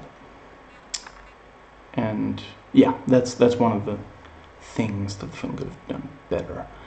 And Frank will frequently be in a fight where he doesn't have a gun. Instead, he'll use martial arts. And he will sometimes bring a gun to a gunfight. But yeah, that still holds true. And Frank still doesn't necessarily kill the goons he's up against. Now, a bunch of this is going to be reviews and commenting on reviews, which I guess arguably... One second, I should maybe at least add IMDb stuff to the previous in case I forget. There we go. Now, the tomato meter is 39% with an average rating of 4.8 out of 10 with, let's see, 113 reviews total, 44 fresh, 69 rotten. That was a lot of people who did like the movie. Wow. And the critics' consensus. This middling installment in the Transport franchise is a few steps down from its predecessors, featuring generic stunts and a lack of energy. Rereading that, now having watched the movie, I guess I can kind of see. Reading that before watching the movie and just watching the trailer, I was like, wow, this is... I don't understand how that can be the case, but a lot of trailers do. Yeah, I guess I can kind of see. I don't think that it suffers much from that, but there is arguably, like, some of the scenes, the scene where Valentina keeps like pressuring him to do the striptease, and okay, honestly, I'm not sure I can offhand think of another scene that I felt lacked energy. I'm not sure I agree with them on that, actually.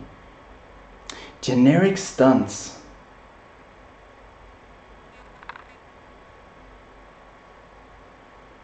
I don't understand that at all. I can't think of any other movie where a car will go between two trucks by being on two wheels. Yeah, sorry. I do not understand. The audience score was 48% liking it. Whoop, that was a little too far. They gave it an average rating of 3.4 out of 5, and it has 200,812 user ratings. And let's see. Oh, that's right. I did put some of the trivia in here. I completely forgot that I did that. I owe you an apology. Now, here's some comments on the trailer. The star of the trailer does the RoboCop ED209 thing. I approve. And Frank wakes up on a table, or similar to how 47 wakes up at the start of the first Hitman game. Love it. And the action stunts and look great in the trailer to me. I love seeing all the weapons when they're talking about the car. Although, I mean, really, that is just saying, he used to have guns in the car and now he doesn't, because Robert doesn't want him to be able to use guns, because he doesn't expect anybody to catch up to him who could at all matter to that. But Frank had guns in his car? I know in the first one he had guns in that one boat, but we've never seen him grab a gun from the car. Yeah. Now, and I really love the concept of the explosive bracelets, so very like Fortress, and even Fortress 2, very video gamey, which this series is. This series usually benefits from going for the video gaming kind of thing. And certainly by this point in the series, it's clear that the series has an audience, so you can let loose when making it. And the car chase stuff looks great. I love the visual of the car on the left, right? Anyway, the two wheels between the two trucks on the road. Yeah, I mean, our left, but his right, because he was driving towards the camera. That looked more sexual than it was supposed to. I really like the part where someone steals Frank's car and almost kills Frank because the car is moving away from him very fast, even though he was,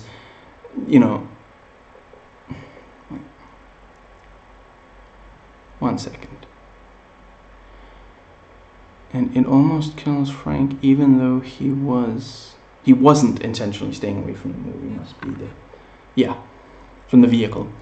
I do not think he should have shown that he makes it, though. He should have left us guessing whether or not he survives that. So that when you see that scene, you don't know, it could have shown him going, heading towards the window, but then cut there to the next, some of the trailer shows a little too much like that. One more step, Frank. Come on, one more. And several jumps between the tops of train cars.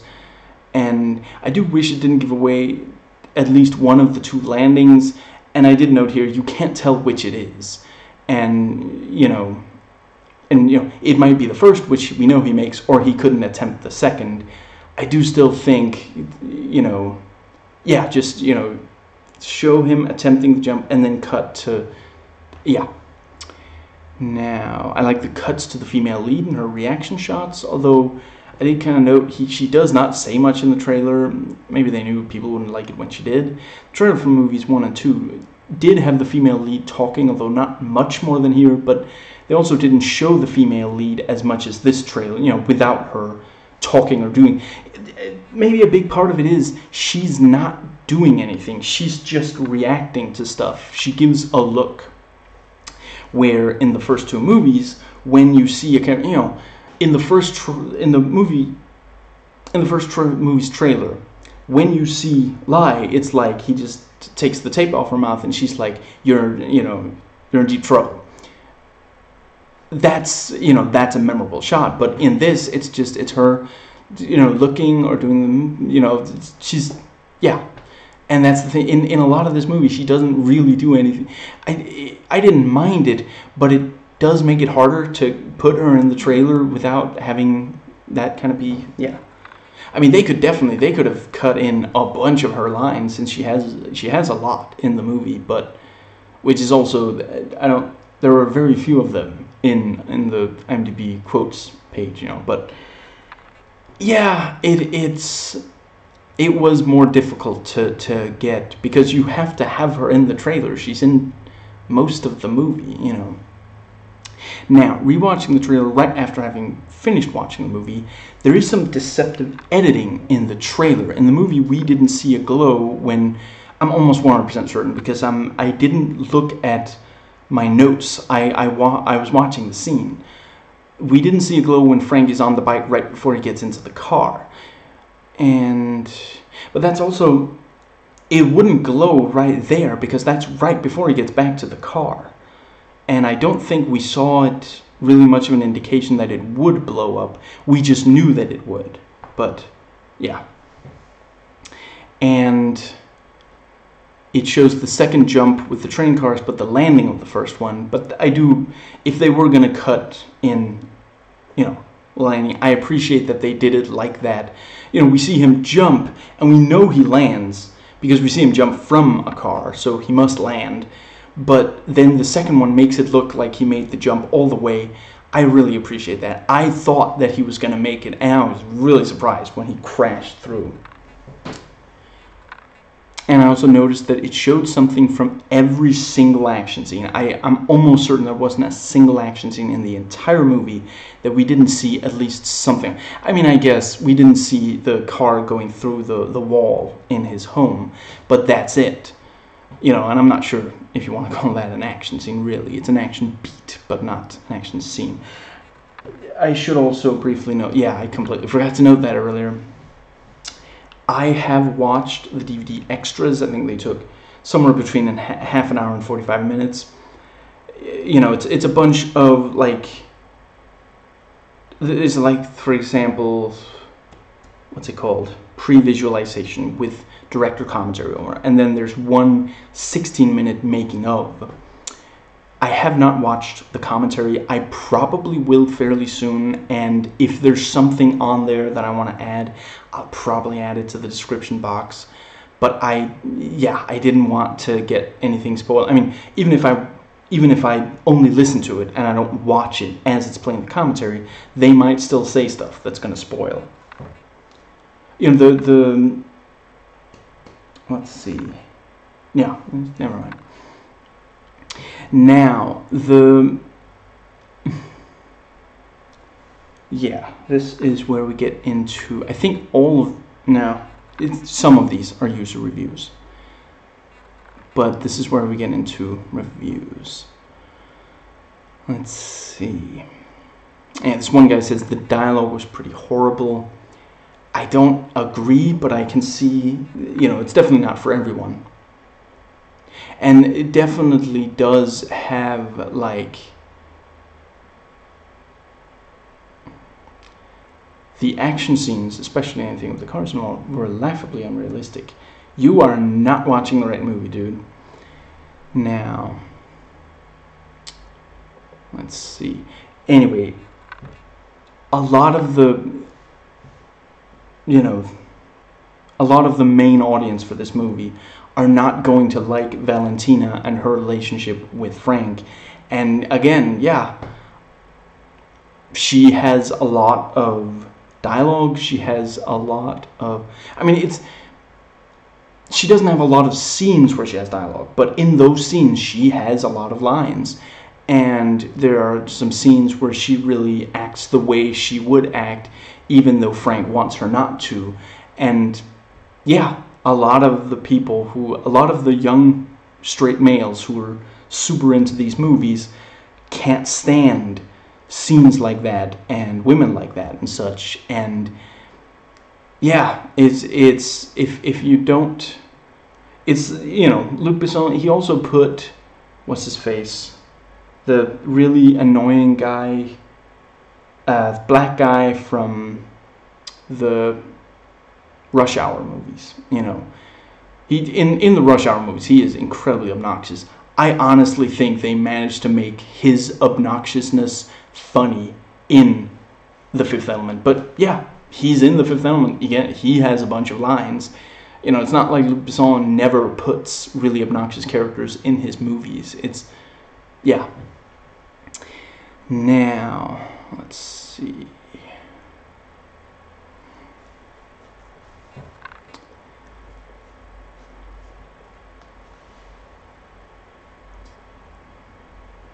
And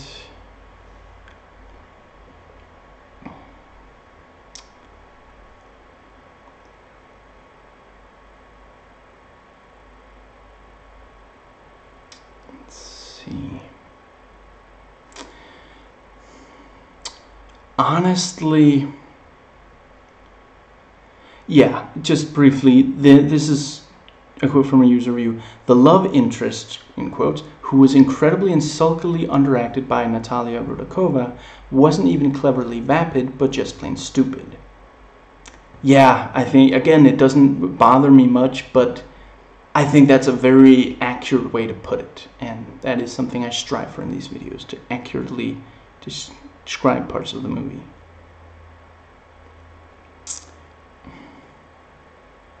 Let's see. And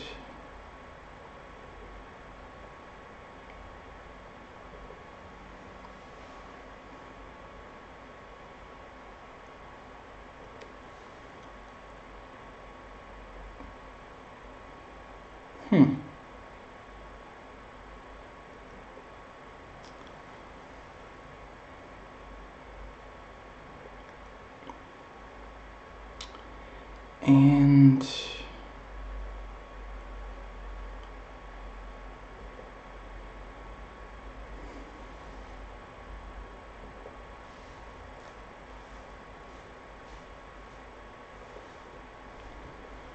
let's see.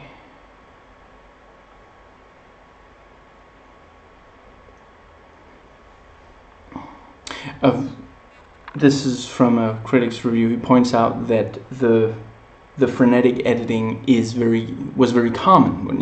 He wrote it when this movie came out, and he points out, in 2008, it was all the rage in action films, and that might be part of why. That's the thing. The first one's from 2002, the second's from 2005. This is from 2008. So all three of them have some definition by what was being done in action movies when they came out, which is not as much the case with movies that where they came out in more rapid succession, But yeah, in 2008, that was also when Taken 1 came out. And let's see. Yeah. And that's, one thing, if this had been made by,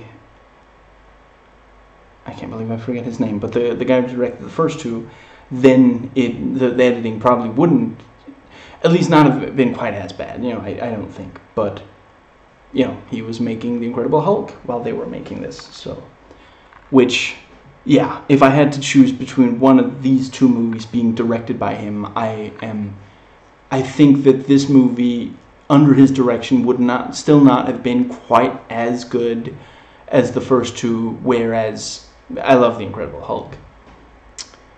Now,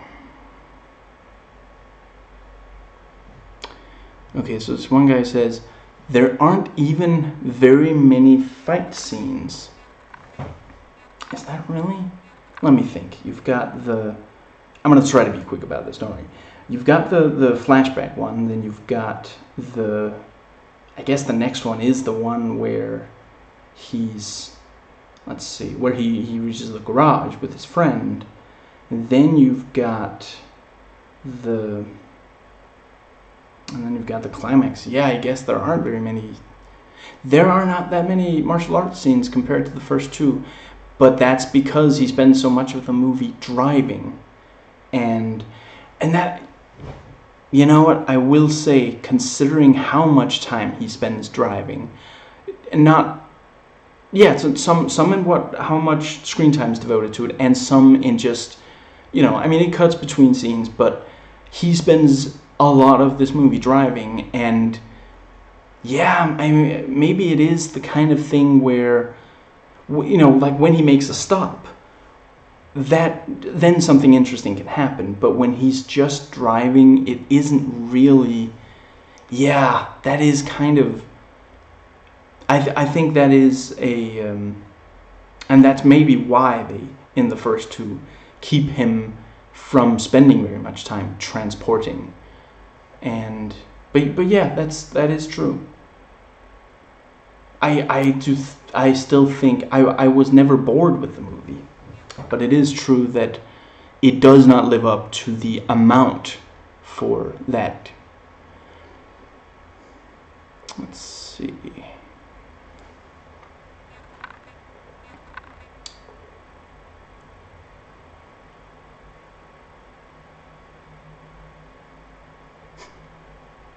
Transporter 3 is a reassuringly beefy thriller in which Jason Statham has to drive very fast across Eastern Europe with a Ukrainian beauty queen on the seat beside him. No one, including Jason, has the slightest clue why. Never mind. That I like. That's, yeah. Now, I wanted to note if this feels like part 3 of a trilogy. I think it plays with enough of the tropes in the first two that it works as that, but it definitely could be more of a, for as much negative as I said and stand by of Transporter Refueled, it is in some ways fairly different from these 3 movies, and not,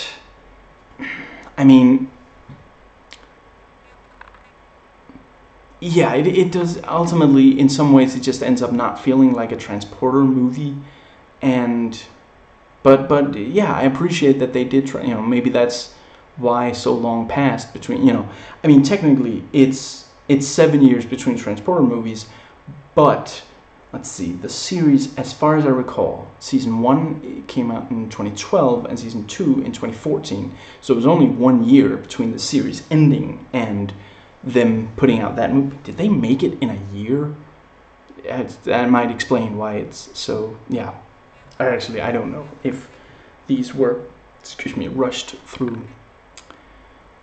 Now, slowing the pace for romance is also a bad idea because it gives the audience a chance to spot plot holes bigger than Iceland's debt. But when he sticks to car chases, explosions, and chest-kicking action, Statham delivers. Yeah.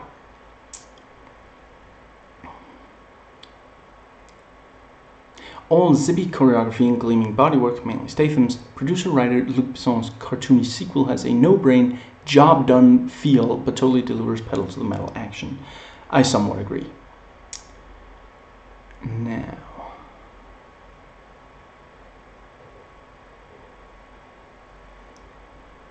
And...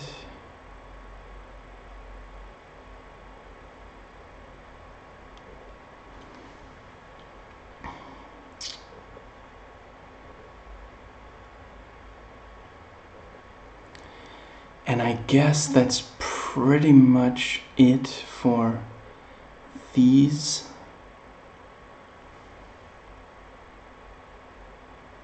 The best sequences involve Frank's inventive ability to stay within 75 feet of his car, but otherwise, it's the charismatic, unruffled dexterity in the face of impossible odds that rivets. And let's see. At one point, Statham chases down a sports car while pedaling madly on a kid's bike. And the guy then says, pathetique. I think it was awesome, you know. And this is a review I did read before watching the movie. And just seeing it in the trailer, that's what's so...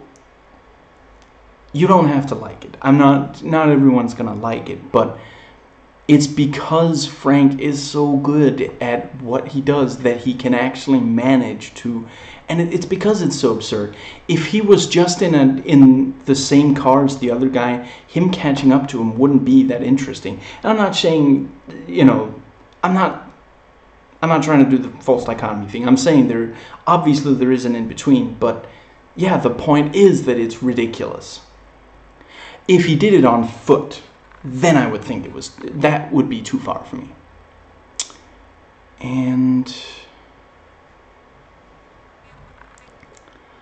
excuse me.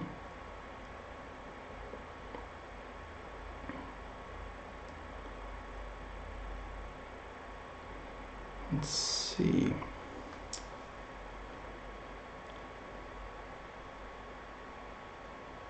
And one critic says he thought he was going to have a seizure watching the movie, and my sympathies to anyone who has that. I've never had that reaction to one of these really frenetically cut, you know. So, yeah, I am really sorry. You miss out on some really great movies and a lot of really meh ones, but yeah, It's difficult because, I mean, I don't know. Honestly, I'm on the side that says make the movie that you especially want to make. Don't worry too much if some of the audience that would like to watch the movie can't because ultimately I might never be able to watch Gravity. The last time I tried to watch the trailer, I think 20 seconds, and you know, I've said this before, but not in a transporter video. I thought I was gonna feel sick to my stomach, and I'm like, I never throw up. I think it might have been a decade or more since I last threw up, and yeah, something like that. And before then, I think it might also have been at least 5 years since between. It almost never happens to me, and it might not have. It might have just I might have just felt uncomfortable, but yeah, I might never watch that movie, and if I ever do, I don't know, I guess I'll have to watch just a little bit at a time or something, and I wish I could watch that movie, but I don't want movies to be shackled by, well, some of the... I remain completely in favor of the, let me think, 48 frame per second high frame rate, I think it was called, 3D versions of the 3 Hobbit movies. I've watched them since in regular, or the first 2 when I was watching each time I watched the sequel, I tried to watch the ones that came before, including, of course, the Lord of the Rings movies. I don't need an excuse to do that. Or one for the Hobbit movies. I still maintain they're fine. They're not at the level of the Lord of the Rings. But anyway, I read when it came out. I read about some people feeling sick and literally throwing up because of it, and my heart goes out to them. That really sucks. Although I do hope that those people tried to watch, I mean, I don't know if 3D itself would be too much for them, but at least watch a 2D. If you really care about the movie, I hope you still got to watch it. But it didn't catch on. Maybe there was too much, maybe too many people were scared off by some people having. And again, I think that it's one of those things where when advertising, you should clarify some people feel sick watching this format, so if you think you might, watch in a different format. But a lot of movies are in 3D these days. Once the MCU went 3D, didn't they stay 3D? Hasn't every movie since I think Thor was the first one. Iron Man 1 wasn't. The Incredible Hulk wasn't. I don't think Iron Man 2 was. But I think Thor came after Iron Man 2. And I think since then every single one of them has been in 3D. And so I've watched them in 3D. If they once, when did The Hobbit start? Was that in 2012 or 11 or something? If they since then, at least some of the MCU movies had been in the high frame rate, I think you have to direct specifically to, well, actually, Lindsay Ellis did a video where she talked about how because of that they had to use CG rather than like perspective, they couldn't do, what is it called, perspective filming, they to make some people look a lot smaller than others, they had to use CG instead of doing perspective camera work, because that wouldn't look good in that mode. And because of that, they're really CG heavy movies. But for movies that are already CG heavy, and some of the MCU movies are, I think it would have been awesome for those to have the high frame rate. I really wish that it was a thing that you could just go and watch a high frame rate movie, but no movie I've watched since the Hobbit trilogy has had that, and I really think, but yeah, it might have been, I remember, I think it may be Jeremy Johns, but in general, I disagree with him on so many things. I stopped watching, years ago, but that's not, if you like him, more power to you. But he said when they came out, man, you really shouldn't be doing this with such big movies, you should probably do it on a smaller movie, and then you can put it in a big movie when By that logic, he also shouldn't have made the Lord of the Rings trilogy definitely bounced the camera, as a trilogy filming at the same time, That was also a thing that people didn't used to do before. High frame rate didn't catch on, but planning out a series when you make the first one, that caught on, and filming several movies at the same time, and then, they've done that in some movies since. If he did it on a small movie, then no one would notice. You have to do, I hope that a lot, that the people who decided not to watch a high frame rate watch the regular version, and again, I watched them later. The first time I watched the 3 movies, it was always high frame rate, but I watched them again later in, the regular 2D. They're still incredibly enjoyable films, so it's not as though, there are some 3D movies that really, you lose a lot when you don't. I would definitely say, well, it's moot now unless someone invents a time machine, but the first time you watch, Ant-Man or Ant-Man and the Wasp, definitely go for the 3D, because the perspective switching and the side, and that a lot of that was like CG, and it was done in computer rather than a person on a set that was like for some of it. That stuff looks freaking amazing, and that's yeah. Now, let's see.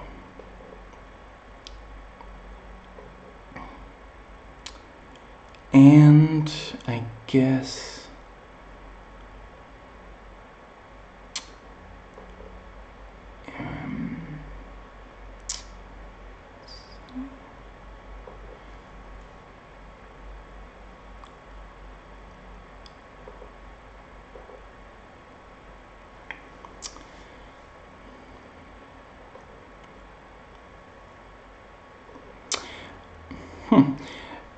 the one critic says Statham's heart doesn't really seem to be in it anymore. I'm not sure that I really noticed that, but I'm not a good judge of that kind of thing. And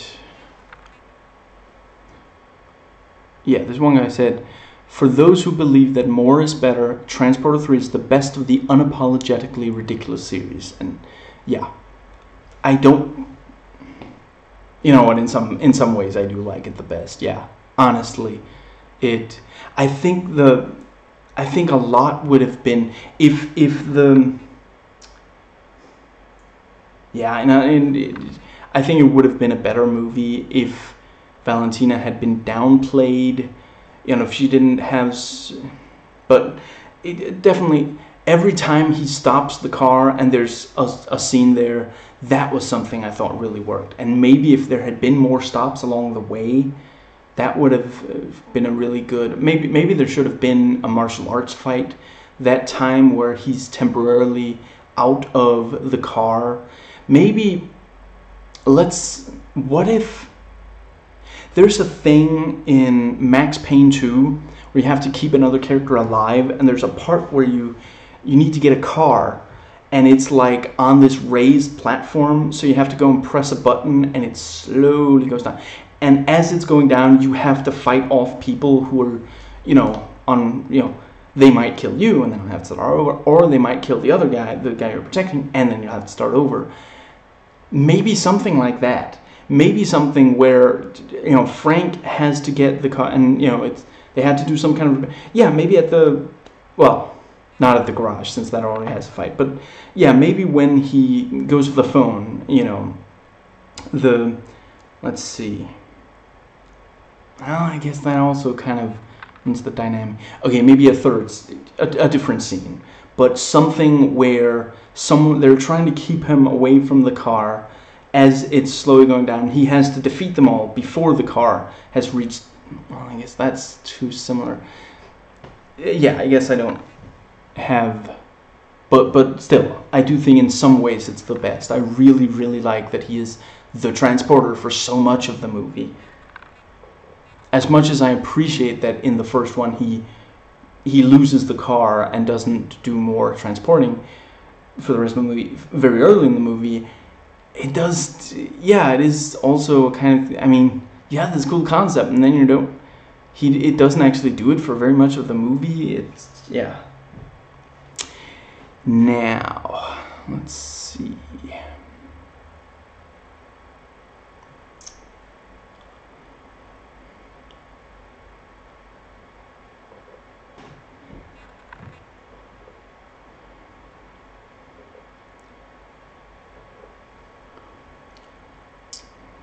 And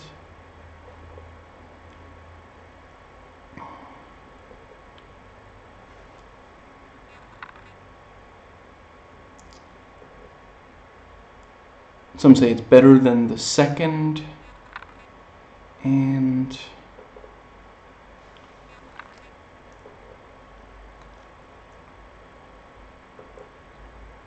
yeah, honestly, the whole romance thing, I think it might have been, maybe instead of romance, maybe it should have been some kind of thing. I don't know if it would necessarily, I think it would still be cool if it was, for it to still be a woman in the car with him, But maybe instead of this out there, party girl kind of personality, and maybe if it was like some kind of born thing where, like, yeah, she's stuck in the car with him, and she also has the explosive bracelet, so they have to stay near the car, both of them. But she's gradually regaining her memory, and if they don't, every time she remembers something new, it means they have to make, like, some kind of, they have to really quickly do something that takes them off course, but get back on course quickly so that he doesn't punish them. But they have to do a thing here because that's the only way to get, something like that. That might have worked.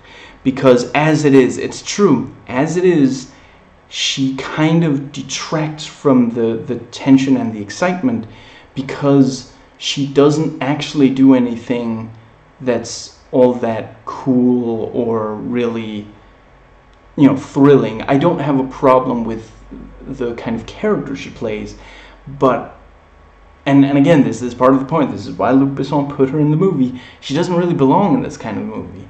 It is the, yeah, when, and that's maybe also part of, that's how French this gets.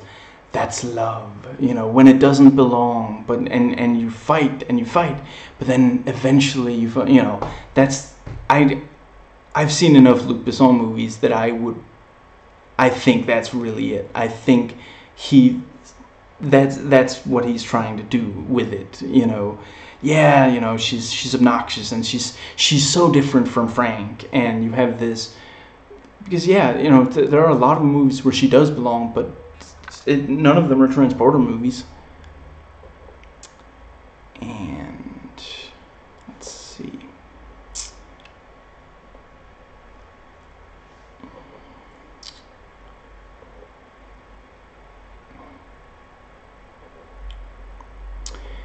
I guess that's pretty much it. I mean, I have a few more of my own notes, but other than that, this is the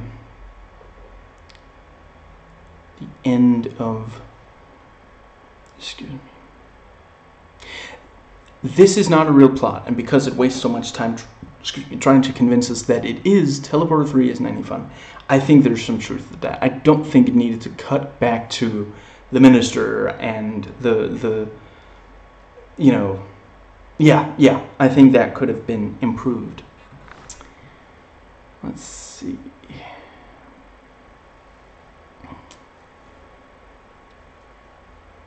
And yeah, I think that's going now.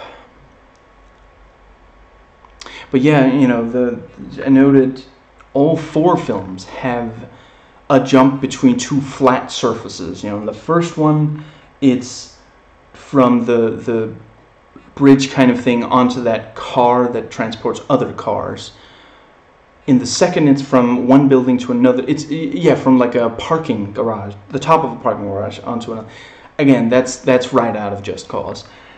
And then in this, you've got from the bridge to the train, and then from one train car to another train car. And in the fourth one, it's into that part of like the airport that's close to the plane. Yeah, I don't know what it's called. Yeah, I need to try to notice if that's a thing in the television show as well.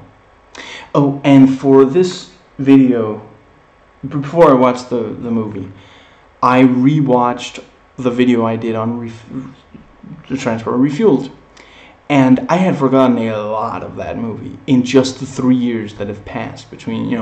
I remembered more of the first movie, and it had been way more years. I suppose I watched it more times. There are definitely movies that I remembered way better than. I forgot that Ray, whose last name I forget, the Punisher Warzone, and Volstagg, Staff. I forgot he was in the movie. I love him, and I forgot. No homo. I forgot he was in the movie at all. Yeah, And I rewatched trailers for all 4 movies before watching this. Now, right, and I want to note if there was a cool climax location in 3, since 1 and 2 do. I would say, yeah, it's the coolest of the climax location. I'm not sure I'd necessarily say it's the best climax, but yeah, a speeding train where they have to be careful. The car, they have to be careful not to get. Frank has to be careful not to get too far away from the car, or he'll blow up. Yeah, easily the best climax location. And it's also, how do you top that?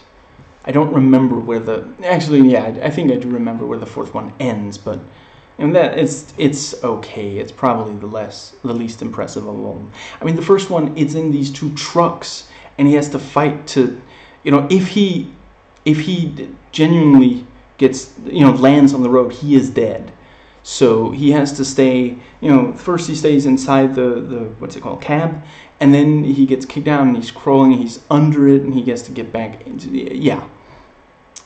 and he gets on top of it and then swings down, and just now. And there's at least one several minutes long car chase with precision driving, and with in the first 2 it's with Frank in his own car, and then in this, I'd say in this one there's more than one, but the first one is not with Frank, and it's not his car, but it is a transporter thing. And I want to note if that's in the episodes of the show. I'm really looking forward to the show. I think it's going to be, is it a week or maybe 2? I think it's going to be 2 weeks, because I try to not, I don't want to, when I start watching the show, to be constantly comparing it to this one. I want this movie to really land properly before, But I think it's 2 weeks from now. I am almost done, which is good, because I'm starting to get a little sleepy. Which is weird, because I slept all night. I don't know why. Anyway, so in the first movies, and I was wondering if it was going to be in this one, especially big and strong goon, and this one does have that, but in the first 2, he meets him early on, and Frank will fight and defeat him maybe 2/3 into the movie, or even later. In the first one, it's the guy with the little beard, who specifically says, she weighs 50 kilos. And, you understand later, he's used to carrying her. That's why he knows exactly it's 50 kilos that she weighs. And he defeats him at the end of, he defeats him in the oil fight. And that's very close to the end. It's at the bus station. Yes, the bus terminal thing. Which is right before he gets back to the trucks, which is the climax. In the second one, it's the dreadlock black guy. I'm pretty sure the audience had met him earlier than that. I'm almost 100% certain that we had met him when they first talk about the virus, maybe, or something, and he dies. When at the boat, which is And in this one, him dying was also, I don't think it was 2/3 in, at least. I really don't think so. And in the first 2 movies, there's there are goons with axes. In the second one, there are also some with swords. In at least one fight per movie, and then in this you have it's pipes. I don't think anybody wields axes or swords in this one, but and that covers the entire thing. That was longer than the first 2, so I really enjoyed this movie. I would definitely say there are some things that could be better, and there are things. There are always. I like Luc Besson a lot, but I don't agree with all of his decisions as a filmmaker. But there's there are definitely his fingerprints are definitely on this, and in some ways that's also when you look at reviews for his films. Yeah, some people love what he does, some people really can't stand it. It's he's not really the kind of director that just gets like universal praise. I'm not sure Christopher Nolan still is. I think maybe this it started to turn against him with the Dark Knight Rises, but before that he was fairly, critics loved him, fans loved him. There were not a lot of really major, but Luc Besson isn't, and I don't think he means to be, because I think if he really wanted to, I don't think he would still in 2008 be making movies that, I mean, it's such an obvious, of course a lot of people are going to hate. Like, at first I was like, well, I guess she's a little annoying and such, but then I realized she's a party girl, straight up. This is a young girl who goes out and parties, and even when her life is threatened, she can't really let go of that, or won't. And that's, yeah, it's but that's the, I guess yeah, I think I've said everything that anyway, really enjoyed the movie, and I hope you enjoyed watching as I enjoyed recording, and I will catch you next time. Let's see. And